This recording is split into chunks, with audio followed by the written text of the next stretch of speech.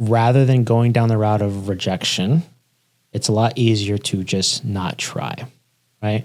And you can't necessarily do that when you have your own business, right? Because no one's going to call you, right, unless you call them first. But when I started this whole podcast, there's a lot of people that I don't know. So to be honest with you, I didn't know who you were. I've never seen the name, and I don't mean that as in like, you're not a celebrity, right? I mean that more so like I was so detached from the world of security or tech from being in Texas for so long that when I came back, I wanted to do this. I said, I need to get in front of more people. So again, so as much as I hope we have fun doing this, I'm having fun talking to people that I can confidently say I would have never reached out to. There was no introduction to you. It was just a cold message and it said, hey, I'm doing this, love to chat, or something along those lines, and you're here now. So maybe for the people listening, one thing to take away with that is if you're willing to try, there's a really good chance that even if you don't feel worthy, right, of the effort or the outcome that you're looking for, maybe just give it a shot, because I got a complete stranger to show up to my office an hour out of the way to talk. So thank you for that. Absolutely. And you're right. I mean, I actually end up having rules specifically for all the sales emails that I have, just to be able to filter that out so I can not miss my internal emails to serve and respond internally, to the company that I work for on the FTE side. And the same thing goes for the channel that you reached out to me in, right? That has a lot of sales activity, and I typically engage in probably less than 10% of those outreaches. And yours was unique and different. And then when I, checked in a little bit more, we had some other things that seemed to kind of align. And so I'm glad to be here today and look forward to it. So I got through the filter. Yes. So that's an interesting topic. And so I'll tell you a story. So I know a guy, he's a buddy of mine. We're probably going to play poker this Saturday at a casino for a little small poker tournament. Mm-hmm. He's in tech, and he's a director of middleware, right, at another company. And so he had this rule where if he was not, and this was when we worked together, if he was CC'd on an email, it automatically went to a spam folder. And his reasoning was, if they're not sending it to me directly, then I don't know why, essentially why I need to spend the time to read it, right? Because if there's an action item from me, right, it'll come to me. And I don't think he does it anymore. But at the time when we first started talking about this, it was interesting because I'm wondering if you have all these filters, like for email. So if I would have emailed you, probably wouldn't have gotten through, right? So what are these filters? not that I'm going to try and go around them, because I think, I obviously have your phone number. I can just call you. Mine's really simple, because if it's somebody sending me an email from my internal domain, then it goes to a separate folder, and anything else is a second, gets maybe some attention. So it's domain based. It's domain based. I just do a simple domain based. So you'd have to be internal sales to get through that filter. So this is bad for any salesperson, because Yes. if every person in tech were to set a filter to where internal messages only went through the focused inbox and everything else went somewhere else, oh my gosh, that's like a nuclear bomb for salespeople. Because how do you get? You can't, right? You can't be on the same domain. So you don't get a lot of noise, or do you? I get a lot of noise, but I have reduced it using that method. Okay. And I've also, started making additional changes to different things that I register for to make it easier for the future for me to only have really business things that I've outreached on come to my actual email. So you have a fake email at the actual I have domain. alternatives, yeah. So if there's a primary inbox, which is everyone internally has that, but then you have a we'll say secondary or like throwaway email. to where that account's probably just like an E5 license and it's just an email domain, or E1, right? It would probably be E1. Or F1, yeah. F1's, that'd be extremely light, right? And actually, speaking of those E1 licenses, that's a whole nother thing that I'm working on for a separate topic for us to be able to pick up later. That ties to my platform stuff. Okay. Yeah. Okay. The platform for content, right? Yeah. So basically a platform I have a side to be able to enable business as well as a side to really illuminate illuminators and enable creators. Okay, perfect. Well, I know we talked about that before, so we'll definitely touch on that. But from a sales perspective, I have a lot of interest in understanding, because, so everyone now, there's less likely a gatekeeper at most of these businesses, right? You call them, it's call manager, some sort of calling system where you just can't get to the person that you want, right? So the phones are dead, right? Unless they have, they've paid a lot of money for some of those information accounts, right, that are out there, which, by the way, are $15,000 for a 3-seat license, if you didn't know.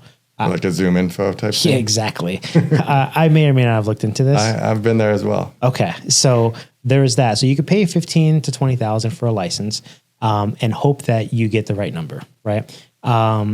So the email, so when you go to these events, you don't actually use your primary. You more than likely use, maybe I'm giving away secrets here, but I don't think you're the only one. No, I'm not. And I think it's been picking up in the last 5 to 10 years a lot more, but even more in the last 1 to 2 years, right? It's been really hard to actually respond to internal key business messages without doing something of this nature.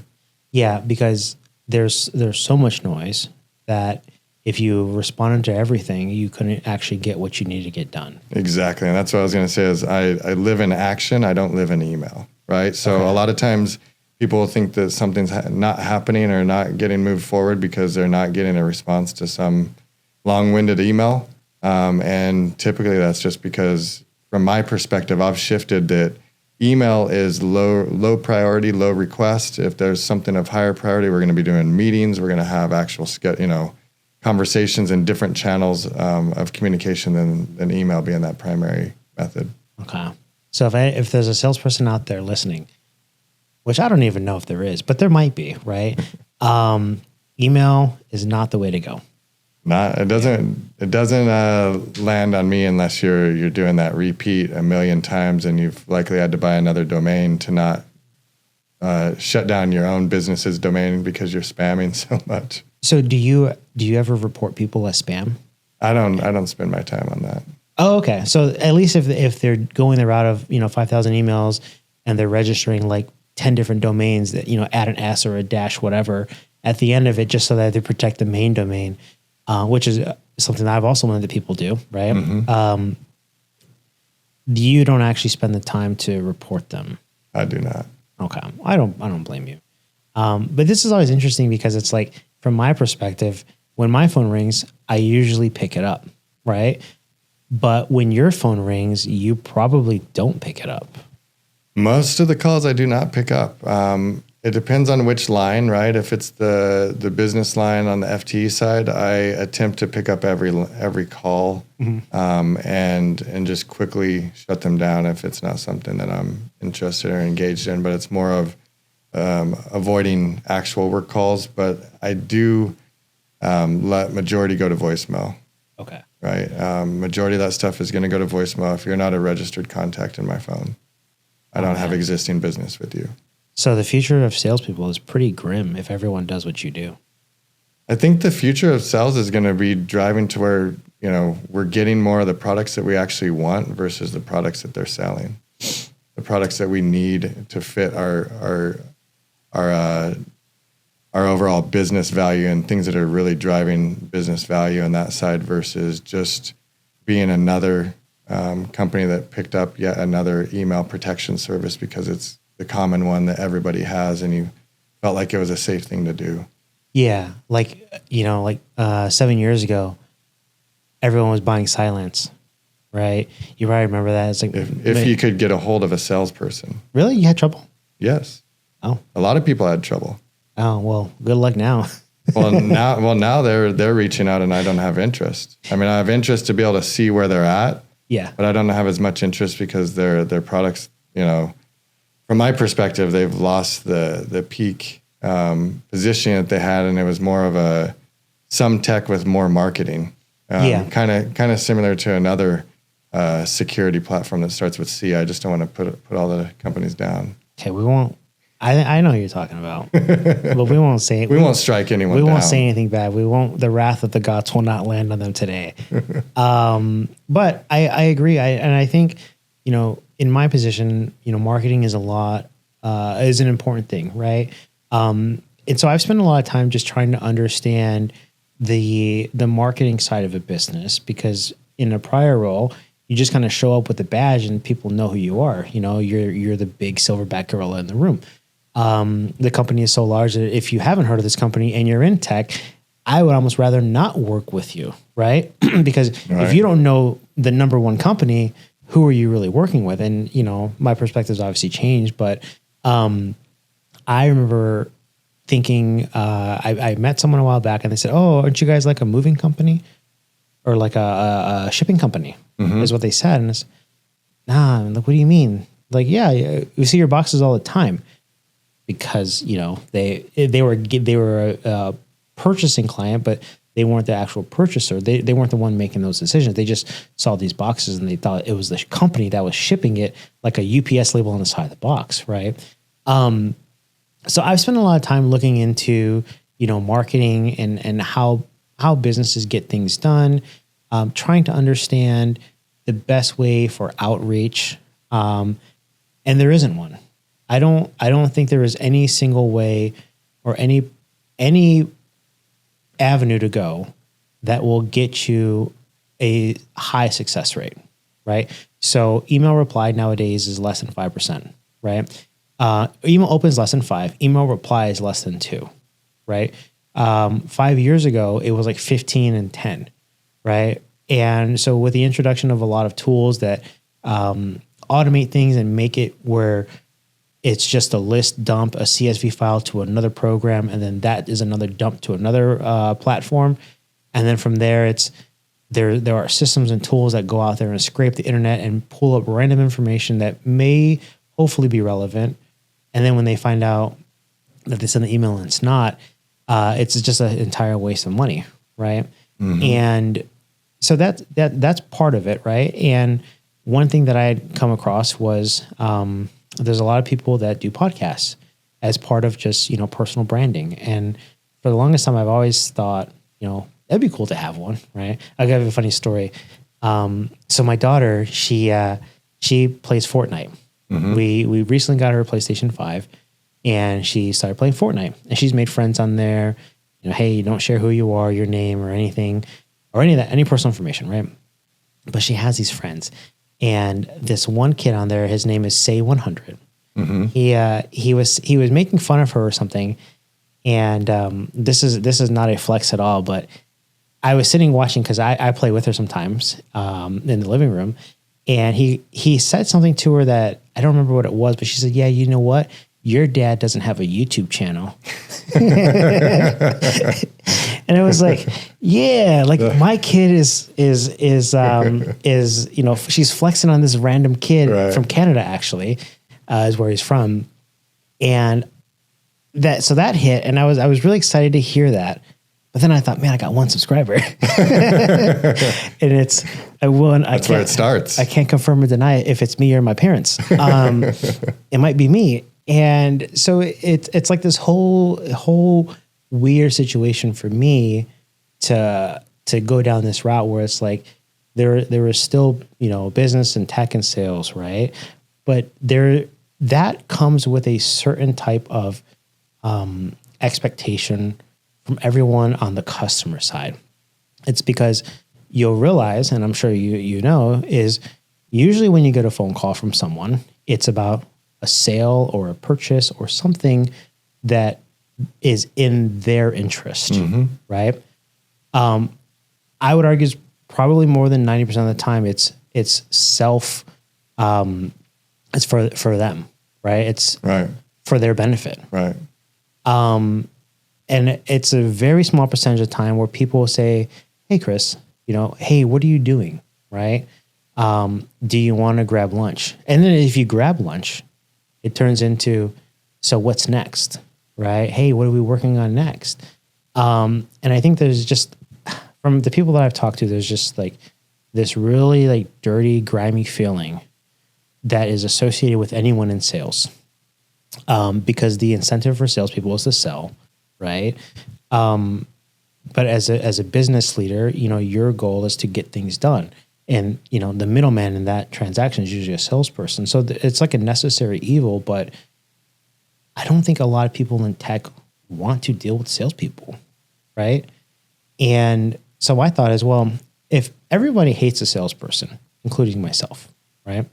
I hate when I get cold calls, but then I understand the reasoning, right?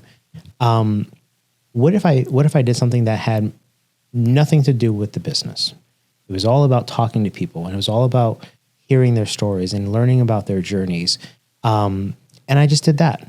And I specifically focus on people that I don't know, or like I told you, will never work with me, because I don't want there to be the expectation of a follow-on conversation from any of this stuff. So I met Mike at an event, and he talked about helping me with building us a podcast. And I took that as, well, if he's willing to help me do that, maybe he'd be willing to be a guest. And then so I told the story a few times, and hopefully no one's tired of it yet, but I built all this to be able to talk with people that would otherwise have zero interest or little to no interest in sitting across from me. So I like to say this is the highest level of cold outreach, because you can't get this anywhere else that I'm aware of. Or like, I think even you said, you can't get this anywhere else. And so that's kind of what we're doing. And, my goal for this entire conversation is to talk about things that ideally people don't know about you, lessons learned in your career in tech, and maybe like some forward-looking things. And a big thing that's come up with people at your level specifically is the roadmap going forward, right? A number of people that I've spoken with, they're looking at retirement at some time in the near future. And if they're looking at retirement, that also means that they're looking at, kind of finalizing their legacy. And it's interesting to ask people the question on kind of where they see their imprint on the tech world. So I hope to talk about all these things with you. We've kind of already touched on the sales part and salespeople and how that's a terrible experience. But, it doesn't always have to be. It doesn't, but in most cases it is, because I can confidently say I can't think of another person that would go through all the work and effort that I went through to put this together just to talk to a complete stranger. Right. And do it in a way that is, I would argue, selfless to an extent, right? There's obviously benefit, but it's not, you're not coming here to talk about business, right? We're coming here to talk about your business, right? And the things that you care about. So yeah, some of them end up good. Most of them don't. But I want to kind of start with some of the stuff that we had talked about in the past, where your journey started a while back, and it's progressed to where you're at now. And you had some interesting stories, and we won't name any names of where you were, but I kind of want to hear, like, from your perspective, some of the stories that were lessons for you from the perspective of being the engineer, right? And kind of how you've taken those lessons forward to leadership, because I think there's a lot of information that you can learn along the way that you take into leadership that you can't learn by just going into leadership directly. So I don't know if you want to start in a specific place. I can think of a couple examples that we talked about on the phone, but I'll leave that to you to kind of Feel free to strike with one if you have one in mind. So the one that I find a lot of interest in is actually the calling platform. So you had talked about building a device that that costs fractions of a cent, but we're selling for millions of dollars. Mm-hmm. So that's probably the first one that I want to hear about. Like I said, we're not naming any names, but maybe you can kind of start with that and share how that experience has helped you with the current decisions you make on purchasing, because you understand from the manufacturer side what the numbers really look like. And you had mentioned how you're a really good negotiator, right? So I think having been on the vendor side, understanding maybe how those numbers work and how that helps you with negotiating now. Yes, because actually both of us have been in sales roles, right? I've actually had the opportunity to be in a few different types of sales roles that gave some insight, as well as the side of being able to manufacture a product and being able to see that essentially from the ground up, and be the the engineer that's out in the field taking that to large financial corporations or otherwise. And when I was there, I was able to go through and see the size of the team that they had put together for the hardware stack, the size of the team that was put together for the software stack, and seeing the state that it's in, the capabilities of the platform, and kind of the R&D stages of things, where sometimes R&D is a lot more ahead of what's being released publicly. And that's one aspect of it. And then another side is really being able to see the product team kind of go from that side of deciding on a product, looking at the target demographic, looking at the runway for that, what that would take. And then also at the same time, as you're building this hardware solution, knowing that there's a software solution that's going to replace that in a short time. So being able to go through and have an opportunity on manufacturing with cells, actual sales side, did give some good insight. But I was an engineer first as well, right? And so that was a unique dynamic. And what I was able to go through and ultimately see is on the engineering side, almost everything is the same, right? From a technology perspective, we just have to have the desire and passion to engage in that technology and spend time to get intimate with it. And when we go through and see how the engineers really are passionate at a tech level, just a real curiosity, as well as, the accomplishment factor and what that brings. And so being able to see the teams and being part of those teams in it, of the product team, of the engineering team, on the hardware side, on the software side, and being able to see and feel and know what drives me when I'm on the engineering hat, right, also helps me be able to see and ideally drive that team and lead that team from that perspective, as actually being an individual contributor at one point on those teams, and being part of that, I think has a lot more value in what it brings from being able to connect with people on a human level. And I think that's one of the biggest things that brought, is I can actually feel and see what they're going through, because I've done majority of what they've done, maybe a slightly different version of it, right? But still, technology is still technology. And so from that perspective, I can really drive authenticity in my conversations. And it's not me just assuming how much time that would take or should take. It's not me assuming from a 10,000 foot level, never being there. I've been there, right? And so I know what that type of stuff takes. And I can also be able to call BS on things when we're just, adding filters to things to buy more time. And so I think that the biggest thing in that, which is really a biggest thing in life, is authenticity. And so that's one of the things that I really like about what your podcast is bringing, is really bringing that side of just connecting with people and really focusing on just being me. Yeah. Just let it be. Yeah, because it's almost difficult to sit down with a complete stranger and talk business. I mean, I guess you could, right? But I think it's a lot easier just to sit down with someone and talk about. So a really good example. Have you ever seen? I can't even name it, but there are people on YouTube that drive Ubers, right? And a lot of times they'll interview them, or they'll be a part of some sort of interview. And what they'll say is that they've heard some of the craziest stories from their passengers. And the reason for that, at least from their perspective, and what I would assume too, is that these passengers know that they'll never see this person ever again. And there have been people that have confessed to murders. There are people that have confessed to, other things that, I won't even talk about, but crime, right?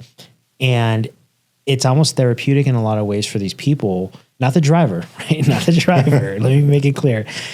What I like about this is you get to talk to a complete stranger, right? And you get to hear stories and things that maybe they wouldn't have shared otherwise. It's like you said, it's that human aspect.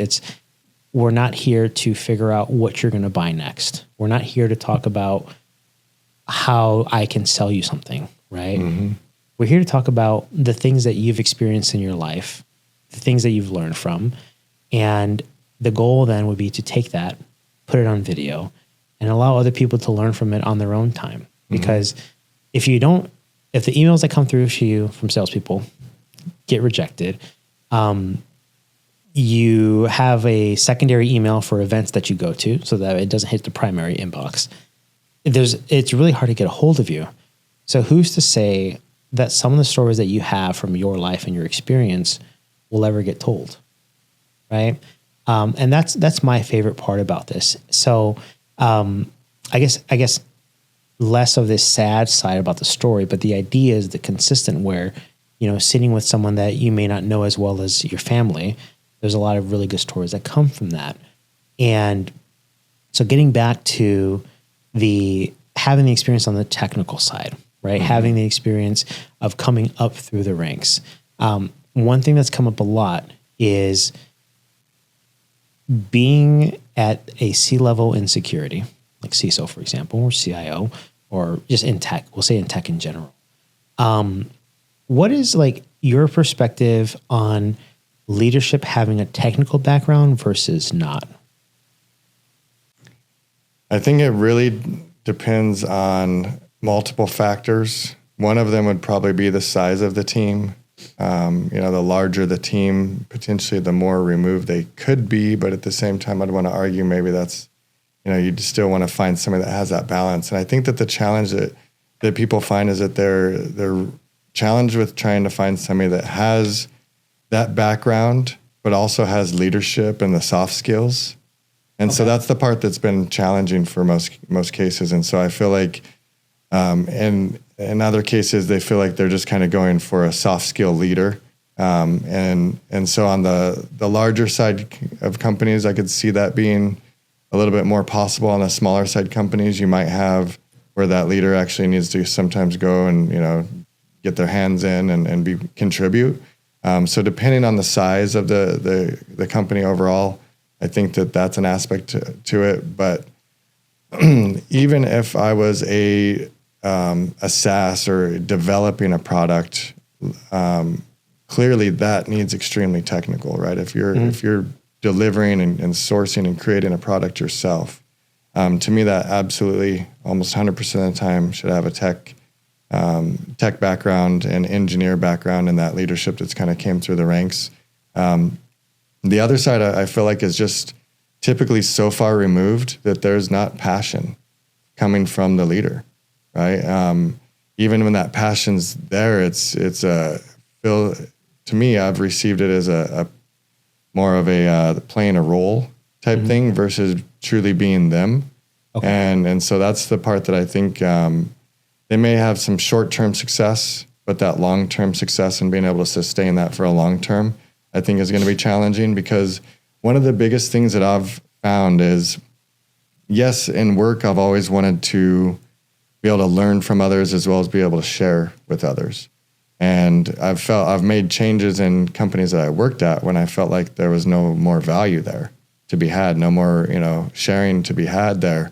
And then I go through and look at, how can I impact my current team that I'm leading? How can I, drive things in different areas the way that I want? And I come to the same answer that I come to when I ask myself the same question of how can I lead my kids?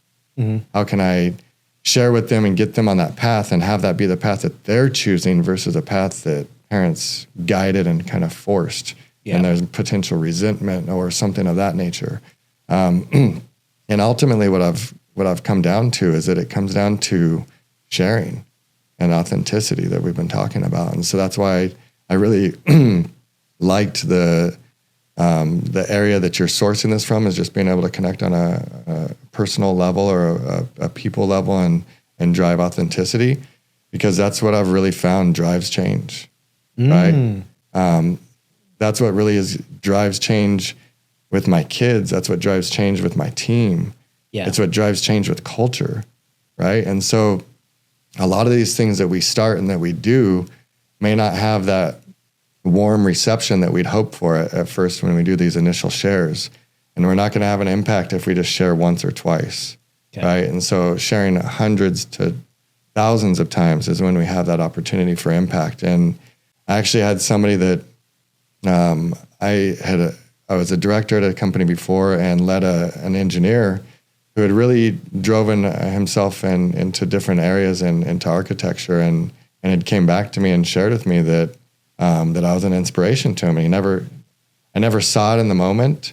I never saw it, even actually looking back, I was hoping that I was, but there was no authenticity communication at that level at that time, but there is now, right? And so they had came back and shared that I was an inspiration to them to drive them the last 5+ years, while I haven't even been engaging with them on a daily level, which was awesome. And that's the type of impact that I'd love to be able to have. And I think that a lot of people want to be able to have on the world. Yeah, but it's hard to get that because, like you said yourself, you're removed from maybe that relationship, but the mark of your character on that person has kind of inspired them to do something. But that it's interesting because they're not actually. What I find interesting there is were you working with this person and they were in a different department at the same company at the same time? Were they told you that, or were you guys removed from the organization, or one of you removed to where you found out that the story about the inspiration? Yeah, so it was a direct report at the time, and a direct report for about 5 years. And I found out 7 years later when I was no longer with the company and had just reached out and had been in touch with them a few times through the years, just to keep in touch with a decent amount of people that we've worked with through the years. And it was somebody as well that I felt like there was just a lot of opportunity and runway for them to grow, and that they weren't waiting for it; they were making it happen. And so that's one of the reasons why I was staying in touch with them. And so to see that and hear that 7 years later was pretty awesome. Yeah, it reminds me of. Have you ever heard the phrase of "give someone their flowers"? I don't think I've heard of give someone their flowers. So think of it like this. When someone passes, everyone's always at their funeral, right? And there's always some bouquet of flowers that they drop off, right? Mm-hmm. So you've essentially given them their flowers is what I take from that phrase, right? And what's interesting to me is that when you say give someone their flowers, it's assuming that they're getting a thank you after they've passed. And I've seen a lot more things about that say, we have to give someone their flowers while they're alive, right? And so my uncle just passed a few days ago. He was a chief of police of Detroit, 25 years. Yeah, no, he's had a lot of health issues, and I think it's one of those things where I think a lot of people knew what the road ahead looked like. I want to say he's had cancer 4 or 5 times. He ended up having dementia, and it got to the point where he couldn't even recognize my aunt, where he assumed that she was somebody else. And what is interesting to me there is, I was given his obituary from my aunt, and there's all these things in there that talk about all the things that he's done, right? But my first thought was like, I hope he knew how people felt before it was too late, right?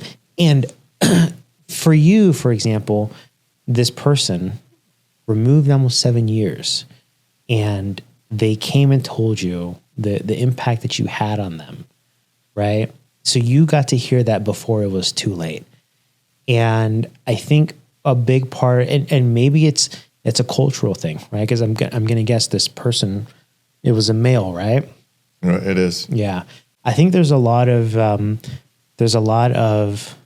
hesitation between two men talking and thanking one another for inspiration or thanking someone for the help that they've done, right? Because it a lot of times it puts people in a vulnerable position, because you're thanking someone for the help or the referral or the recommendation, and it's like you're at their mercy for the help, right? And so when I say give someone their flowers, I think just as a community, tech people, men in general, or just everyone, like when there's someone that makes an impact on your life, it's better to tell them while they're alive than hope that they knew once they're gone.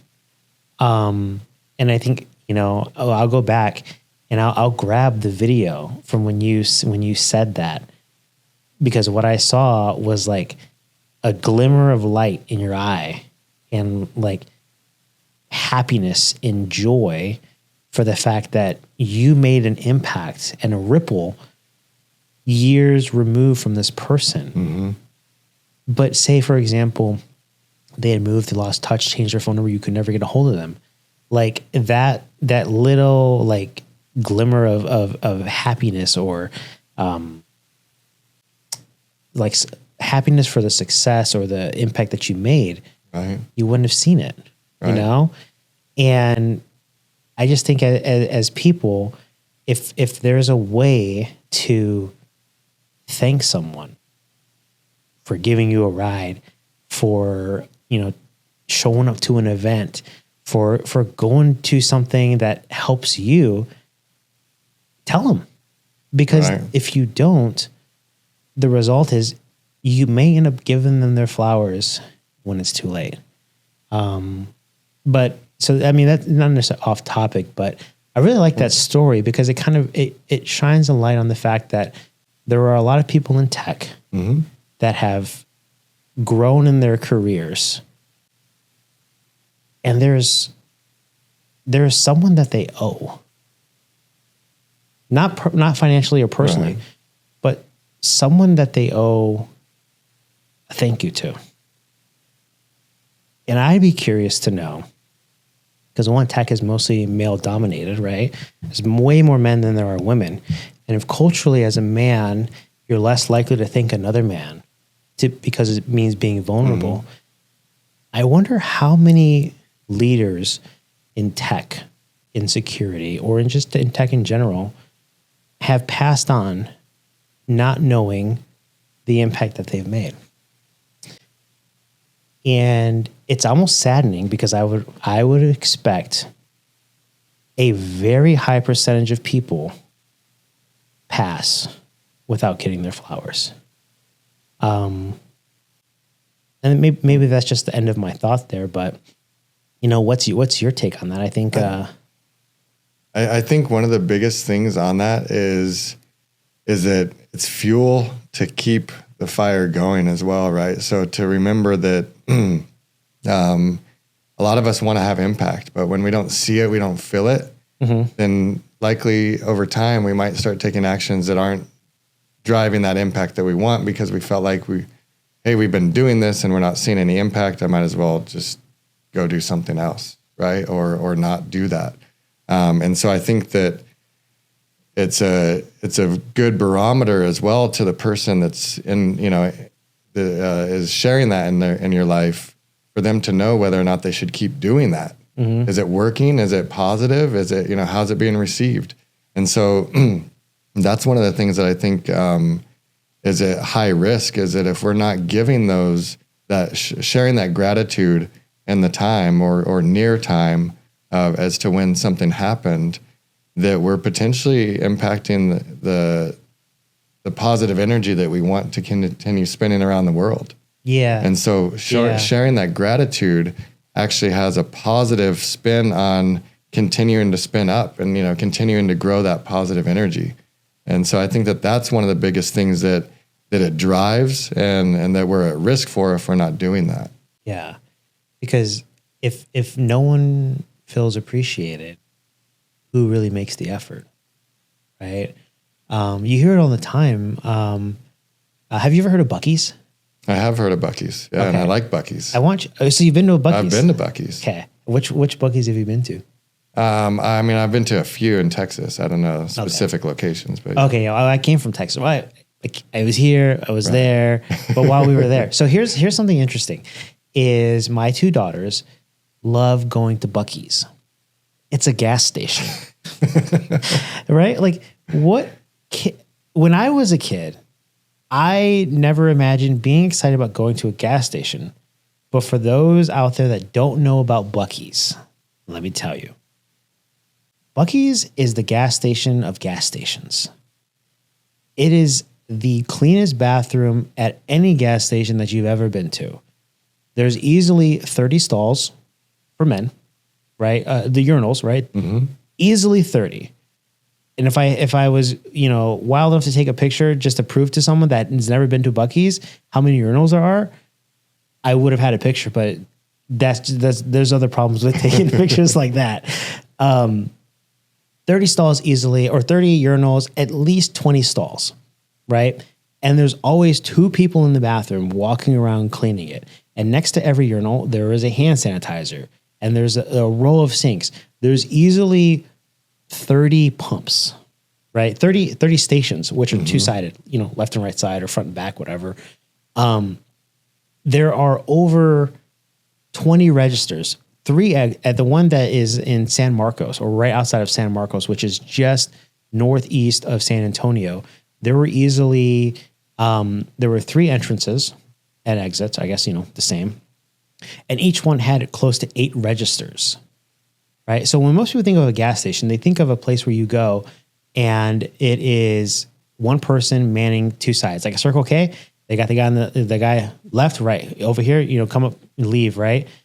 At Buc-ee's, there are at least 8 people per exit doing that. So you're looking at 24 people checking people out. Mm-hmm. So this is not a gas station. Right. You can get gas there, but this is not a gas station. No, they have catering. They have a little bit of everything, don't they? In some of those? They have fresh barbecue. Every time they bring out a new brisket, they do a chant. Like they literally chant. Say like new brisket on the floor, and there's hoo-ha. So when there's fresh brisket. They have a jerky stand that's easily 20 feet long, if not more. And I have pictures of that. I'll show it to you. So Buc-ee's isn't a gas station. It's an experience, right? But here's one thing that you will never see at a Buc-ee's, at least I've never seen it, is an unhappy person. Every person that works there, even the guy in the Buc-ee's suit that's sweating because Texas is hot and humid, he is happy to be in that suit. Culturally, there is a difference with Buc-ee's compared to a lot of other establishments. And I won't say gas stations, because being an attendant in a gas station is tough, right? In terms of like the people that come in, what you have to deal with, maybe the monotony of the job, right? It's not the easiest. But when you take a step back and you say, well, how does this compare culturally to a lot of other organizations? There is a big difference, right? And I would be hard pressed to go into a business is a random business anywhere here in town and walk down an aisle of, say, 10 people and get 10 people that are excited to be there. There's at least one that's not, possibly two, realistically three, right? I think whatever the stat is, like 70% of people hate their job, but they don't do anything about it. So it might actually be flipped. 3 people like their job, 7 people don't, but they're just not doing anything. And the reason I say that is, do you know how much an assistant manager or a manager of a Buc-ee's gas station makes? I don't. It's almost $200,000 a year. Oh, wow. For running a gas station. Yeah, so they're extending their margins to create a healthy culture. Yeah, they're sharing the money, right? Yeah, they're sharing the money. And so that's interesting because I recently learned this about how much they make, right? Thinking, man, I might need to get a job at Buc-ee's. I might have to go Buc-ee's today. I might have to go back to Texas and apply at Buc-ee's. And get an unlimited beef jerky, have like lay on the floor, like with the ice fountain drink, just like Homer Simpson or something. Yeah. And because of how much they pay, and it's like, it's not about the money, right? The money is great. But I think what it tells us is a great story about the appreciation for the people. And when you take care of your people as an organization, they take care of the business. And I think that, when it comes to the appreciation, there are a lot of companies out there that will, especially nowadays, that will fire people or lay them off right before an earnings call, right? You see it all the time. It's time for earnings, right? Like Q1, who's got a job Q2 or, a lot of these big tech companies, like there's a lot of companies out there that the expectation is when an earnings call is around the corner, you will lose someone to your left or you will lose someone to your right. And that's just status quo. Because, we have to make the board happy. We have to make Wall Street happy. And that's one of the things I really like about Buc-ee's is that it's the opposite. And I would imagine, I don't think they're a public company, but maybe they are. If someone were to look into their financials and they were to see the amount of or how their business operates compared to one that is more so incentivized by Wall Street, you would have 2 different cultures, right? But at the end of the day, what it comes down to is appreciation for the people. Because if you're not appreciated, you don't want to do the work. But then not only appreciation, I think it goes even further back, right? As people, the appreciation means someone thanks you, right? Monetarily, emotionally, or, in some way they're thanking you. And I think as a person or as a human, there's a lot more value and there's a lot more, we don't know what we're here for. Maybe some of us do, right? But at the end of the day, we're here and we're gone. So finding the purpose, right, for a lot of people is meaningful. And I think when you go through a life where you feel there is no purpose, the minute someone thanks you or the minute you feel appreciated, the work that you took to do for that person or to get that thanks, almost like you said, it spins up and it spins out of control to where everyone's doing great things for other people. And then as a society, we have all these people coming together to help each other. Exactly. Because it's not about helping people, right? It's about, hearing from someone that you haven't heard from in 7 years and understanding that you had an impact with someone that you might not have ever thought. And in learning that impact, changes your perspective on your motivation to do it because you don't see the immediate result. Right. So when you do get it, it's like you want more of it. But the problem is people have to thank one another a lot more often or show appreciation for one another, because if you go so long without a thank you or a, hey, this was great, or just anything along those lines, you lose your motivation. So sidetrack about Buc-ee's, but the concept is there where the money is at the form of the appreciation. That appreciation turns into motivated employees. Those motivated employees bring or give customers a happy experience. And that experience of going to a gas station in an 8-year-old kid or an 11-year-old kid gives them, the desire to go to a gas station when no one in their right mind would be excited to go to a gas station. So from the highest levels of business to the lowest level of the impact that you even have on a kid, it's like, I think it all revolves around this idea of appreciation, showing appreciation and making sure that people are aware of the impact that they have. Because really clear example, like with my family, even it goes a long way. I forget where I was going with that. Well, I can say it's another thing that I've seen is the way that we communicate in our home typically is a lot different than the way that we communicate at work, right? We're on typically a more positive spin at work. And this is just maybe a 60, 70% generalization. And so then at home, it feels like, I've seen it in my own self as well as heard it from others, right? And hearing it from others is what helped me be able to see it myself. And so just being able to see that I have a different demeanor at times at home. I have higher expectations at home. I've set higher expectations on others. And so without necessarily always clearly communicating those expectations. Yeah. Right. And so it's something kind of interesting to see because I feel like even at work, but even more at home, I have to drive that sharing of gratitude more because it's not innate within my cells.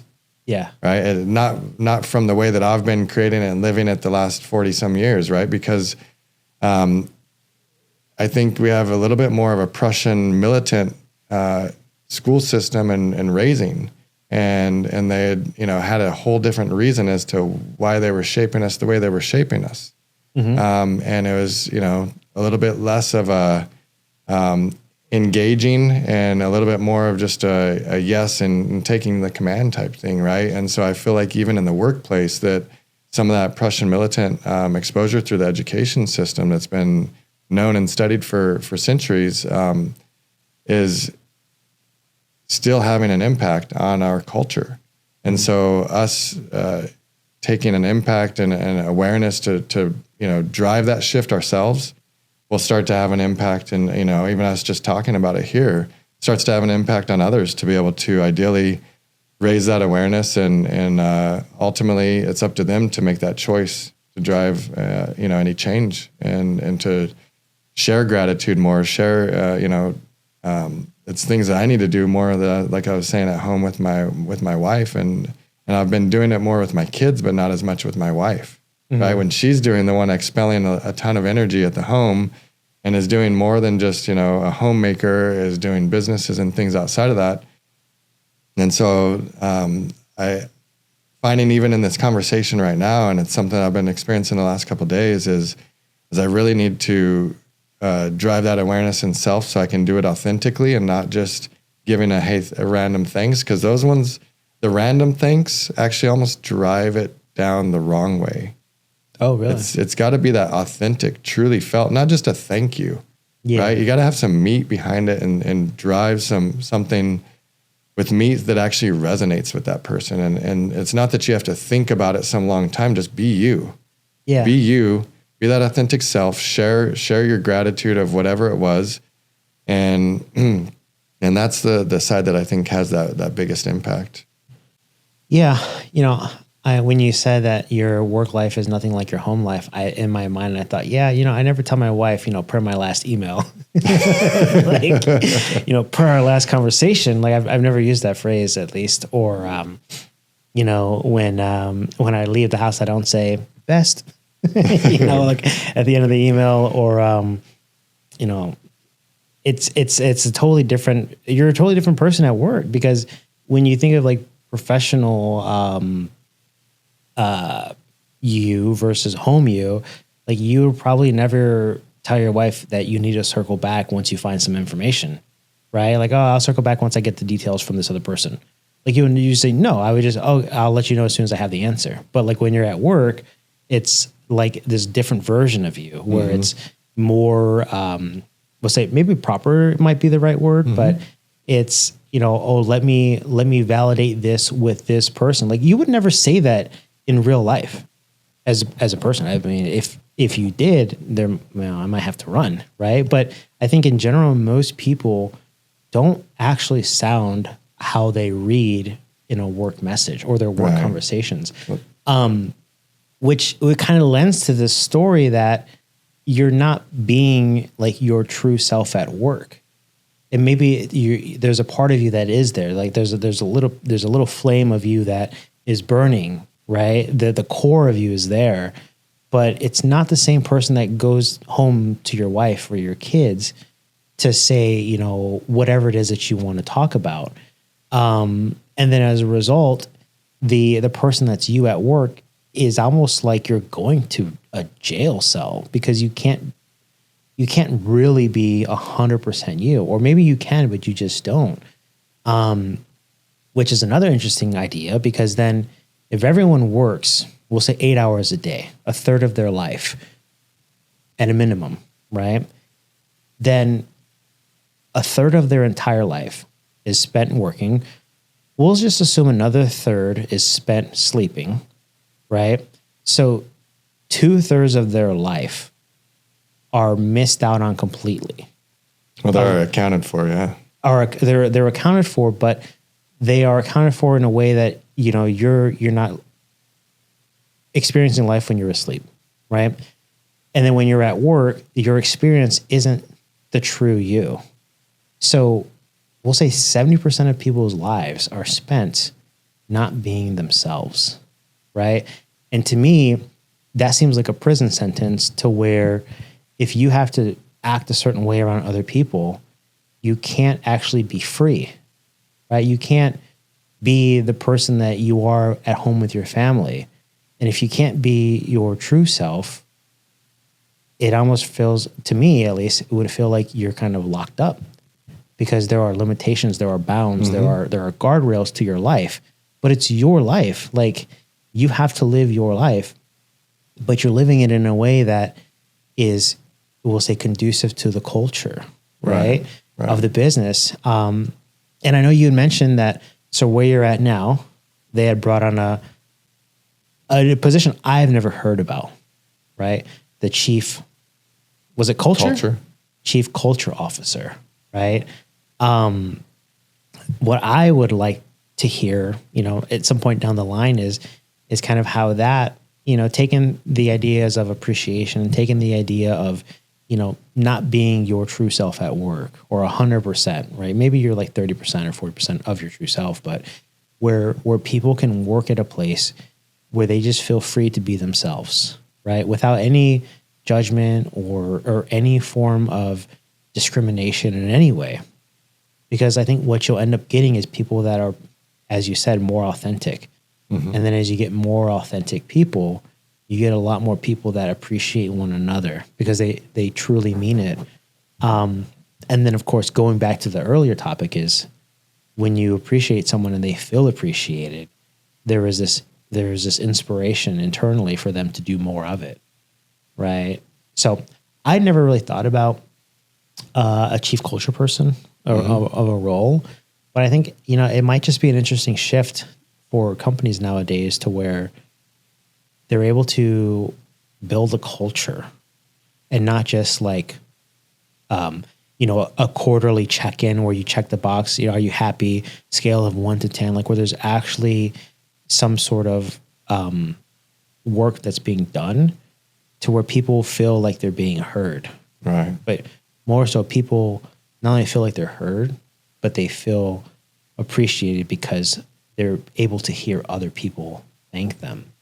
And it just feels like I'm just rambling, but I think, my point is I see like really exciting things for you guys in the future, because just based on this conversation, I think there's a lot of potential good, right, to come from a role, right, that I've never even thought to ever exist.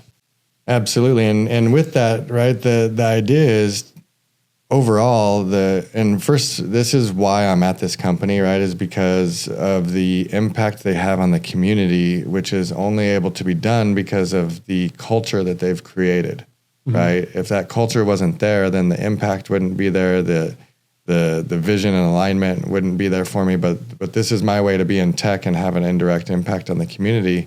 And really the culture that has been crafted there was really strong, even though we had a newly appointed chief culture because the previous person retired, which, we were in a little bit of fear with that person retiring. Like, okay, what's going to happen to our culture now? We got to, be aware of this and keep it up. And fortunately, we had the opportunity to bring on somebody that, has had some great experiences in alignment, and really the culture is what also enables that side of us, allowing us to feel to be more authentic, allowing us to feel to be ourselves and to be heard without retribution, right? Without something to potentially just shut it down and have a different view. And so one of the things that we do is we start our meetings with appreciation. Really? Absolutely. How does that go? Like it goes, it's kind of like an open round table, right? So whoever's hosting or leading the meeting will share any appreciation that they have, and sometimes they don't have anything new, right? So they might just open the floor because it's ideally really supposed to be authentic. It's not doing it just to do it, right? Yeah. So you bring up a specific scenario of, hey, this person was great over the last couple of weeks, whatever, they were instrumental in this aspect, and it really helped us. And so that's something that we do to start our meetings with appreciation, and it helps get that out there and get that positive energy. So then when we go and share and we have a challenging topic in that meeting, then boom, we have people open. They already feel that they're in that safe place. We've reminded them that we're in that safe place. And so we're more open to sharing. And still, it takes time. It's not something that's just overnight for everybody, but it starts to light up, right? You have typically, say, 10% of people that will share things regardless. They're not really worried about being judged or what it might mean for them. But majority of us, right, typically go through and we have all these considerations and these opinions that we've created over different things. And so a lot of times we shut down an opportunity before we ever even really explored that opportunity. We just explore it to see that it's shut down and, give all the potential negatives when there's probably 1,000 more positives than there are negatives even on that side. And so being able to have a cultural impact on people at the workplace is significant. The thing that we've found, though, is that the way that we've been able to drive this is that it's having an impact on the person as an individual. And so it's having an impact on their life, which is awesome. Mentally. Right? And yes, and so it's having an impact on their home life as well as their work life. And that's ultimately what we want to drive, right? We really talk, about being a second family and that type of thing. And it's not just talking about it, it's, carrying it out in action. So, and when I think of this, what I heard from you was something happened along the way to where you have this incentive to approach business in this way, right? I'll give you a really good example. When I was in high school, I was dating a lady for a few years, and we broke up, and I blamed it on my weight. Okay. I was, at the time I was 240, and I'm 240 now, but it's a different 240, right? So it's 240 at the time. I was definitely wobbly, squishy, right? I was squishy. I was fluffy, right? And part of that experience put me to where I was in the gym 4 or 5 hours a day. So I told you about how my wife saw a doctor recently. So Josh was my basketball buddy. So we would go to Lifetime in Gilbert off of Val Vista and Warner and Gilbert Road. Yeah. We would go there and we'd play basketball every single day. And then we would lift weights. And, Josh and I would do the Spartan races, right? But before any of that happened, right, I was in a relationship. And a big part of my motivation for losing the weight was I blamed the failure of the relationship on my physical appearance.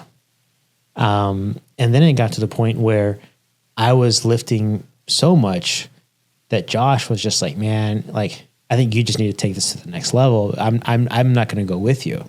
So we obviously, like, I started going at different times or working out with people that were more into like bodybuilding at the time. And actually that person was the one that got me into tech, oddly enough. Right. So it's kind of like these experiences where, when I was dropped off, on the curb, I blamed it on my weight, and that pushed me down this path of going to the gym, losing a bunch of weight. I got down to like 160, within the course of like a year or two. And then I built it back up to where, And how tall are you? Are you 5? I'm probably like 5'7". Okay. You know, if I'm wearing shoes, 5'8", but like, I'm just short, you know, in relative. I thought you were 5'9", 5'10". Yeah, right. No, I'm not joking. Really? I was just curious just for the size profiling for the listeners as well. Oh, okay. Yeah, no, I think, I don't really ever pay attention when I go to the doctors and they check that stuff, but it's like 5'7", 5'8". I highly doubt I would lose money if we bet that I was 5'9". So we'll just say I'm below 5'8". But it was that experience that pushed me to go down this route of working out.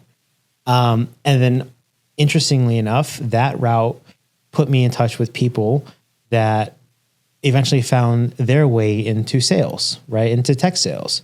And I went a different route with school. And then when I was out of a job, I had this friend of mine, you know, one of my best friends, and he's just like, hey man, you need to come over here. Like, you need to be in tech with your background, how well you can talk to people, like you would do really well. And so it was probably the worst day in my life at the time, perspective wise. Going back in time, put me back in my mental state. It was the worst day of my life. 20 years later, it was probably the best thing that happened to me. So there's an idea that I have there around perspective, right? But the underlying thought is there was this experience or something that happened to me that motivated me to go down this route, right? So when you say where you're at right now, you love it because of the culture and the way that people are appreciated, and all these different things that you have said.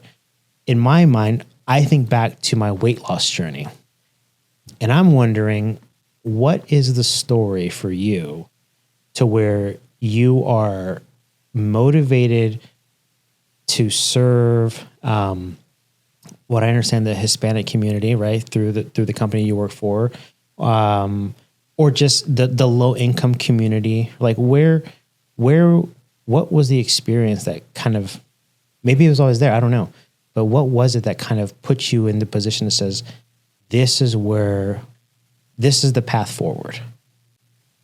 I think a lot of it goes through the fact that I've had experience in tech since I was about 15. Okay.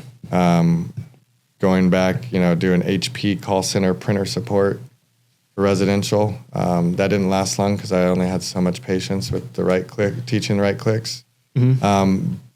However, it really goes back to that side, and I get so excited by technology and by the opportunity and the experiences that it brings that, I recall myself being a young kid, sub 10 years old, even over, and creating things, out of, like my brothers would maybe get a G.I. Joe from the store, right? Mm-hmm. I'd take the plastic from the case and create something out of the plastic out of the case, like a boat. Put a electric motor on it with a propeller, and then go through and put a servo on it, and I'd just create something out of what was other people's waste, basically. But I didn't want the thing at the store, right? But I saw things over time, and I got so excited in tech that I just kind of had high expectations, I guess, for tech. I had high expectations for some of the megaliths, right? That they'd be doing things differently and better than what they are doing today. And so ultimately, a lot of this opportunity and desire drives out of the excitement and passion for tech, but also in the disappointment in tech. And so ultimately, what I feel and see is that it's too easy just to take that back burner and to be the consumer, right? And to just consume the tech or consume Hollywood. And I mean, I've been there with just about everyone that has consumed a good amount of it, right? I've consumed it. I've had part of it, but that didn't bring me joy. That didn't bring me, overall pleasure. And so, what I had found is as I'd go through and find joy and pleasure in maybe doing something new in tech, but ultimately I was just driving and doing something for another tech business or another manufacturer, and 3 or 5 years would go by and they wouldn't have done anything major that I kind of expected to be done by then. And that still is the case today. And so I feel like ultimately my drive comes from the desire to enable others and have a platform that is delivering ultimately what we need, not what we want. Right. And because I think a lot of the unhealthy choices that I've made comes from what I want versus what I need. Right. Things that got me up into the 250s were something that I wanted versus something that I needed. Right.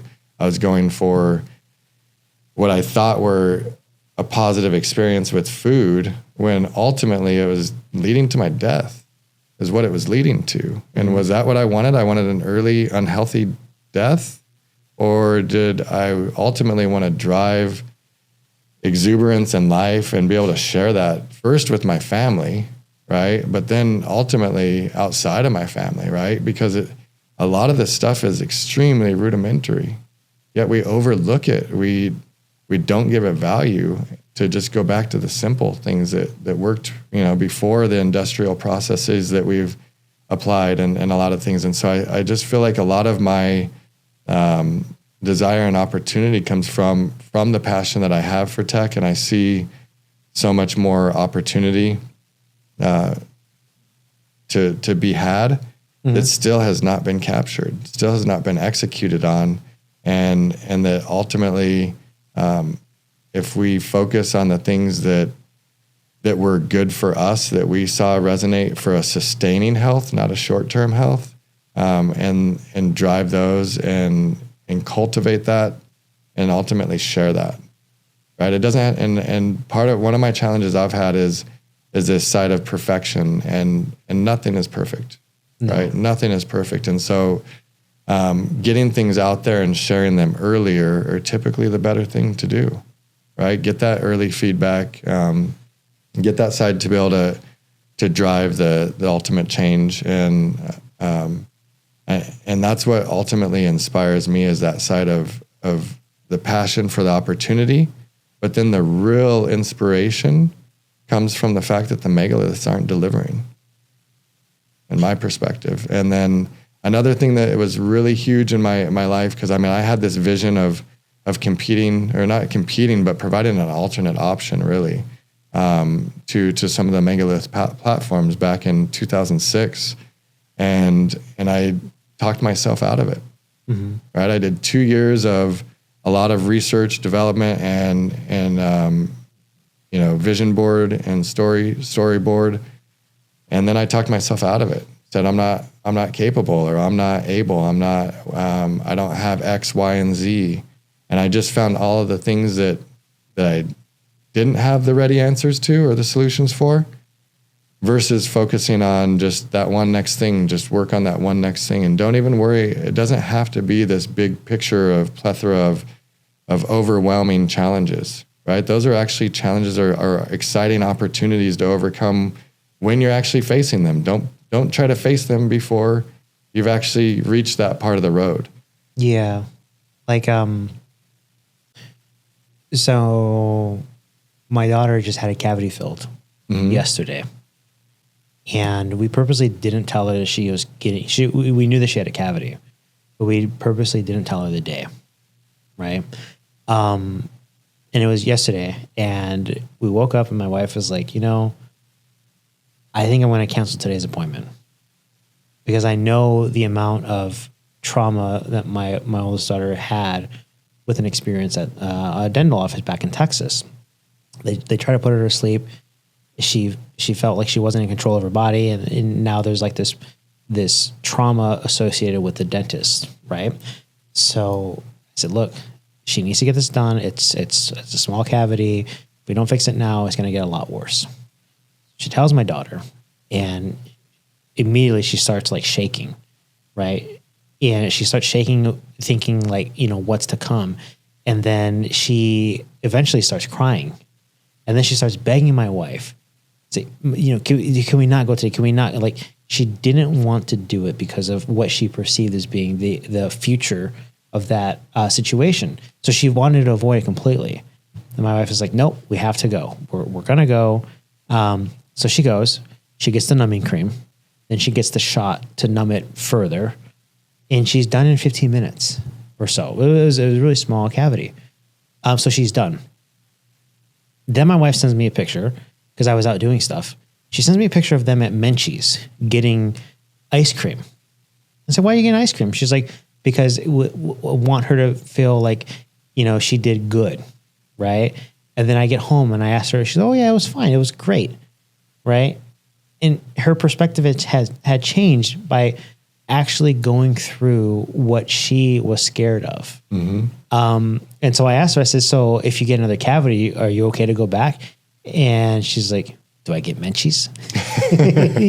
Right? So now it's because I relate a lot of these things that we as adults have to, the experiences my kids have, in my mind at least, because for her, she was trembling and shaking and having a panic attack. But then she does it, and then she gets through it, and then she's like, yeah, I'll do it again. The problem with that is, or not the problem with it, but luckily for her, she's a kid.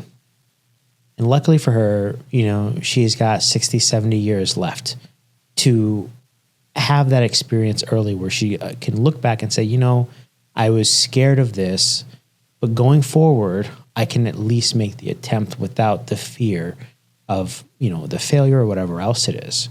The problem for us is that we're older. And there's a really small percentage of people that have put themselves in a position where things aren't perfect. Having kids. Oh, well, we're not ready to have kids. Well, why not? We don't have enough money. Well, when you have enough money, right? Never. Exactly. There is this perfectionism that people have on things that they see as challenging. This studio is a really good example, right? Everything in here is new. It's all brand new, except for this guy. I've had this for like 20 years. But it's all brand new. And what I told myself was, no one wants to show up to a Zoom call. So I have to have the best. So I went out and got all this stuff. It's all new. I've had some of this stuff, but like what you see was built.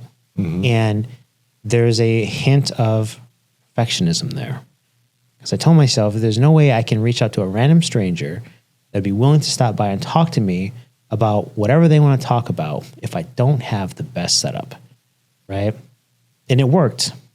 But granted, I spent a month and a half doing this. But I made that effort. But I think there's a lot of people in the world that don't go through that process. So luckily for me, it's not the first time I've been in a spot where I have to, make some effort to get the desired outcome, mm-hmm. right? But I think I had quit a job, with nothing lined up almost a year and a half ago. And I'm still here. I'm still alive, right? I don't have my man bun that I used to have, but, I'm still here. And it just goes to show that there's a lot of things that most people would never quit a job, right? Without any sort of income guaranteed. And there is a certain level of comfort that people associate with a full-time work versus maybe, this, right? There's no income from this. And as a result, people don't take those chances in life. Mm-hmm. But I think your story is really good because what I heard was a slight hint of maybe regret's not the right word, but there was a slight hint of wishing that you could do things just a little bit differently in those 2 years that you had spent, right? Doing the research to kind of bring something new to the market. But ultimately telling yourself that it's not worth the effort, right? So what I'm interested in hearing now is, say you go back and you can go back to that time where you spent all that time doing that. What would you actually go forward knowing what you know now? Or do you think you would have given up still with everything that you have? Yeah, I absolutely would go forward, and I'm going forward now, even though it's, almost 20 years later. So So this is the stuff. Once again, in the last 2 years, I had a significant life-changing event. And through that, I've explored myself more. I've done a lot on just raising awareness of myself and, what do I want? And when I go to that core of what do I want to have an impact on people. I want to share, because I feel like there's still some light. There's things that just, as obvious as they are, that there's still a lot of sharing to be had. And so with that, I want to share. I want to drive,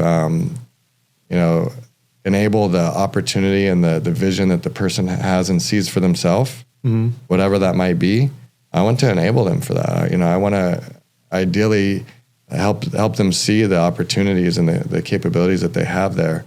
And one of the ways that I see I can do that on a larger scale is to provide a platform that is more than just a coaching guide, right? But also has the actual tools for them to use to go do and build what they want to do.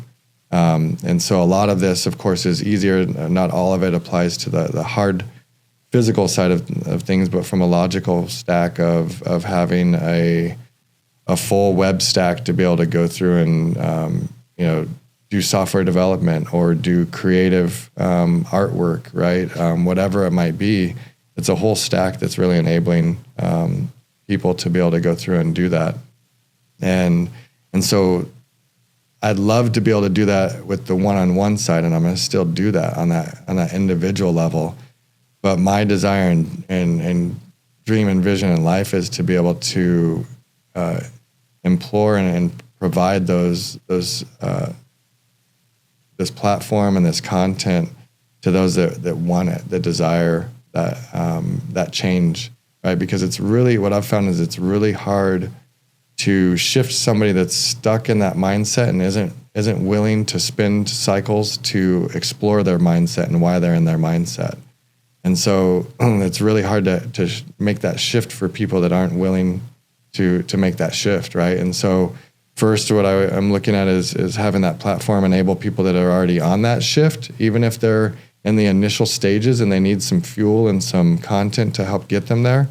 And so that ultimately is a platform to ultimately drive positive energy in the world is really what it's about, right? And it's having a platform that's similar to some of the, as an alternative to some of the megaliths, to be able to allow others to go through and create and have a business or do whatever it is that they wanted to do, and ultimately have content that is that coaching, guiding type material for them, but also at the same time, there's a full platform and stack to enable them with really no limits, right?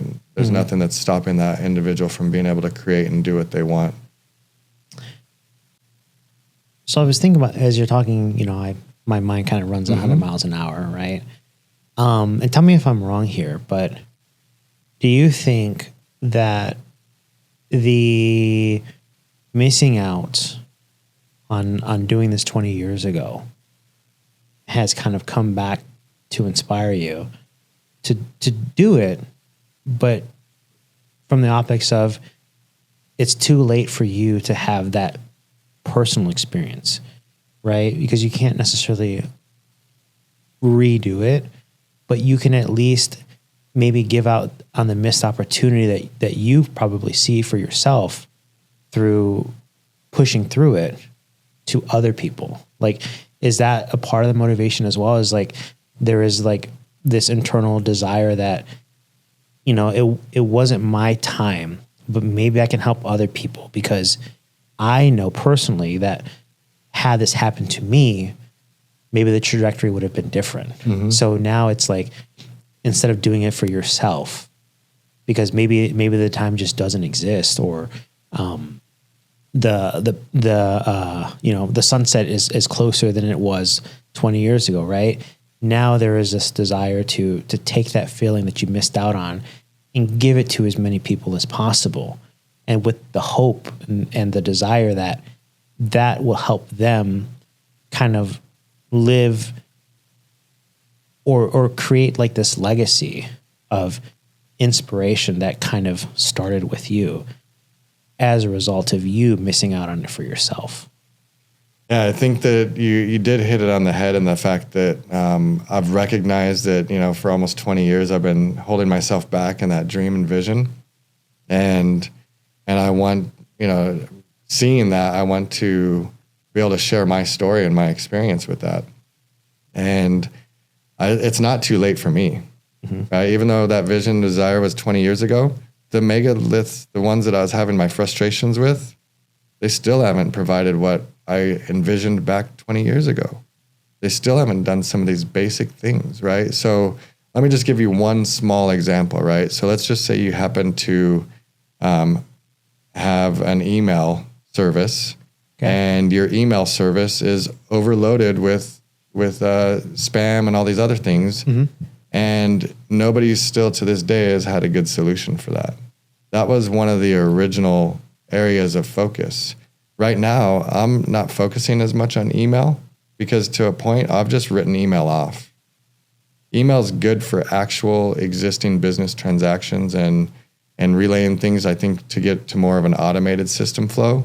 Mm-hmm. But for me, email is just not really a method of communication that I'm very big on in general.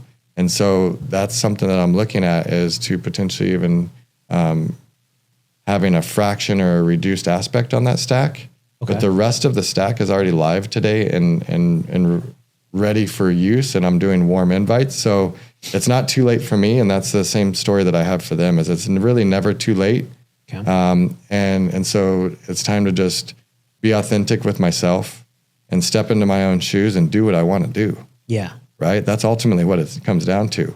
Yet I still have the fear of something that I'm proud of you and look up to you for being able to do a year and a half ago, stepping away from the corporate job and that side that was the consistent, comfortable income to be able to provide for the family, and being able to step out and go do something that you want to. And so from my perspective, I'm still expecting that really what I'm driving is a community of people that have the same vision. Mm-hmm. And that I'm not needing to step out from my day-to-day job, because I really do enjoy what I do on the day-to-day side.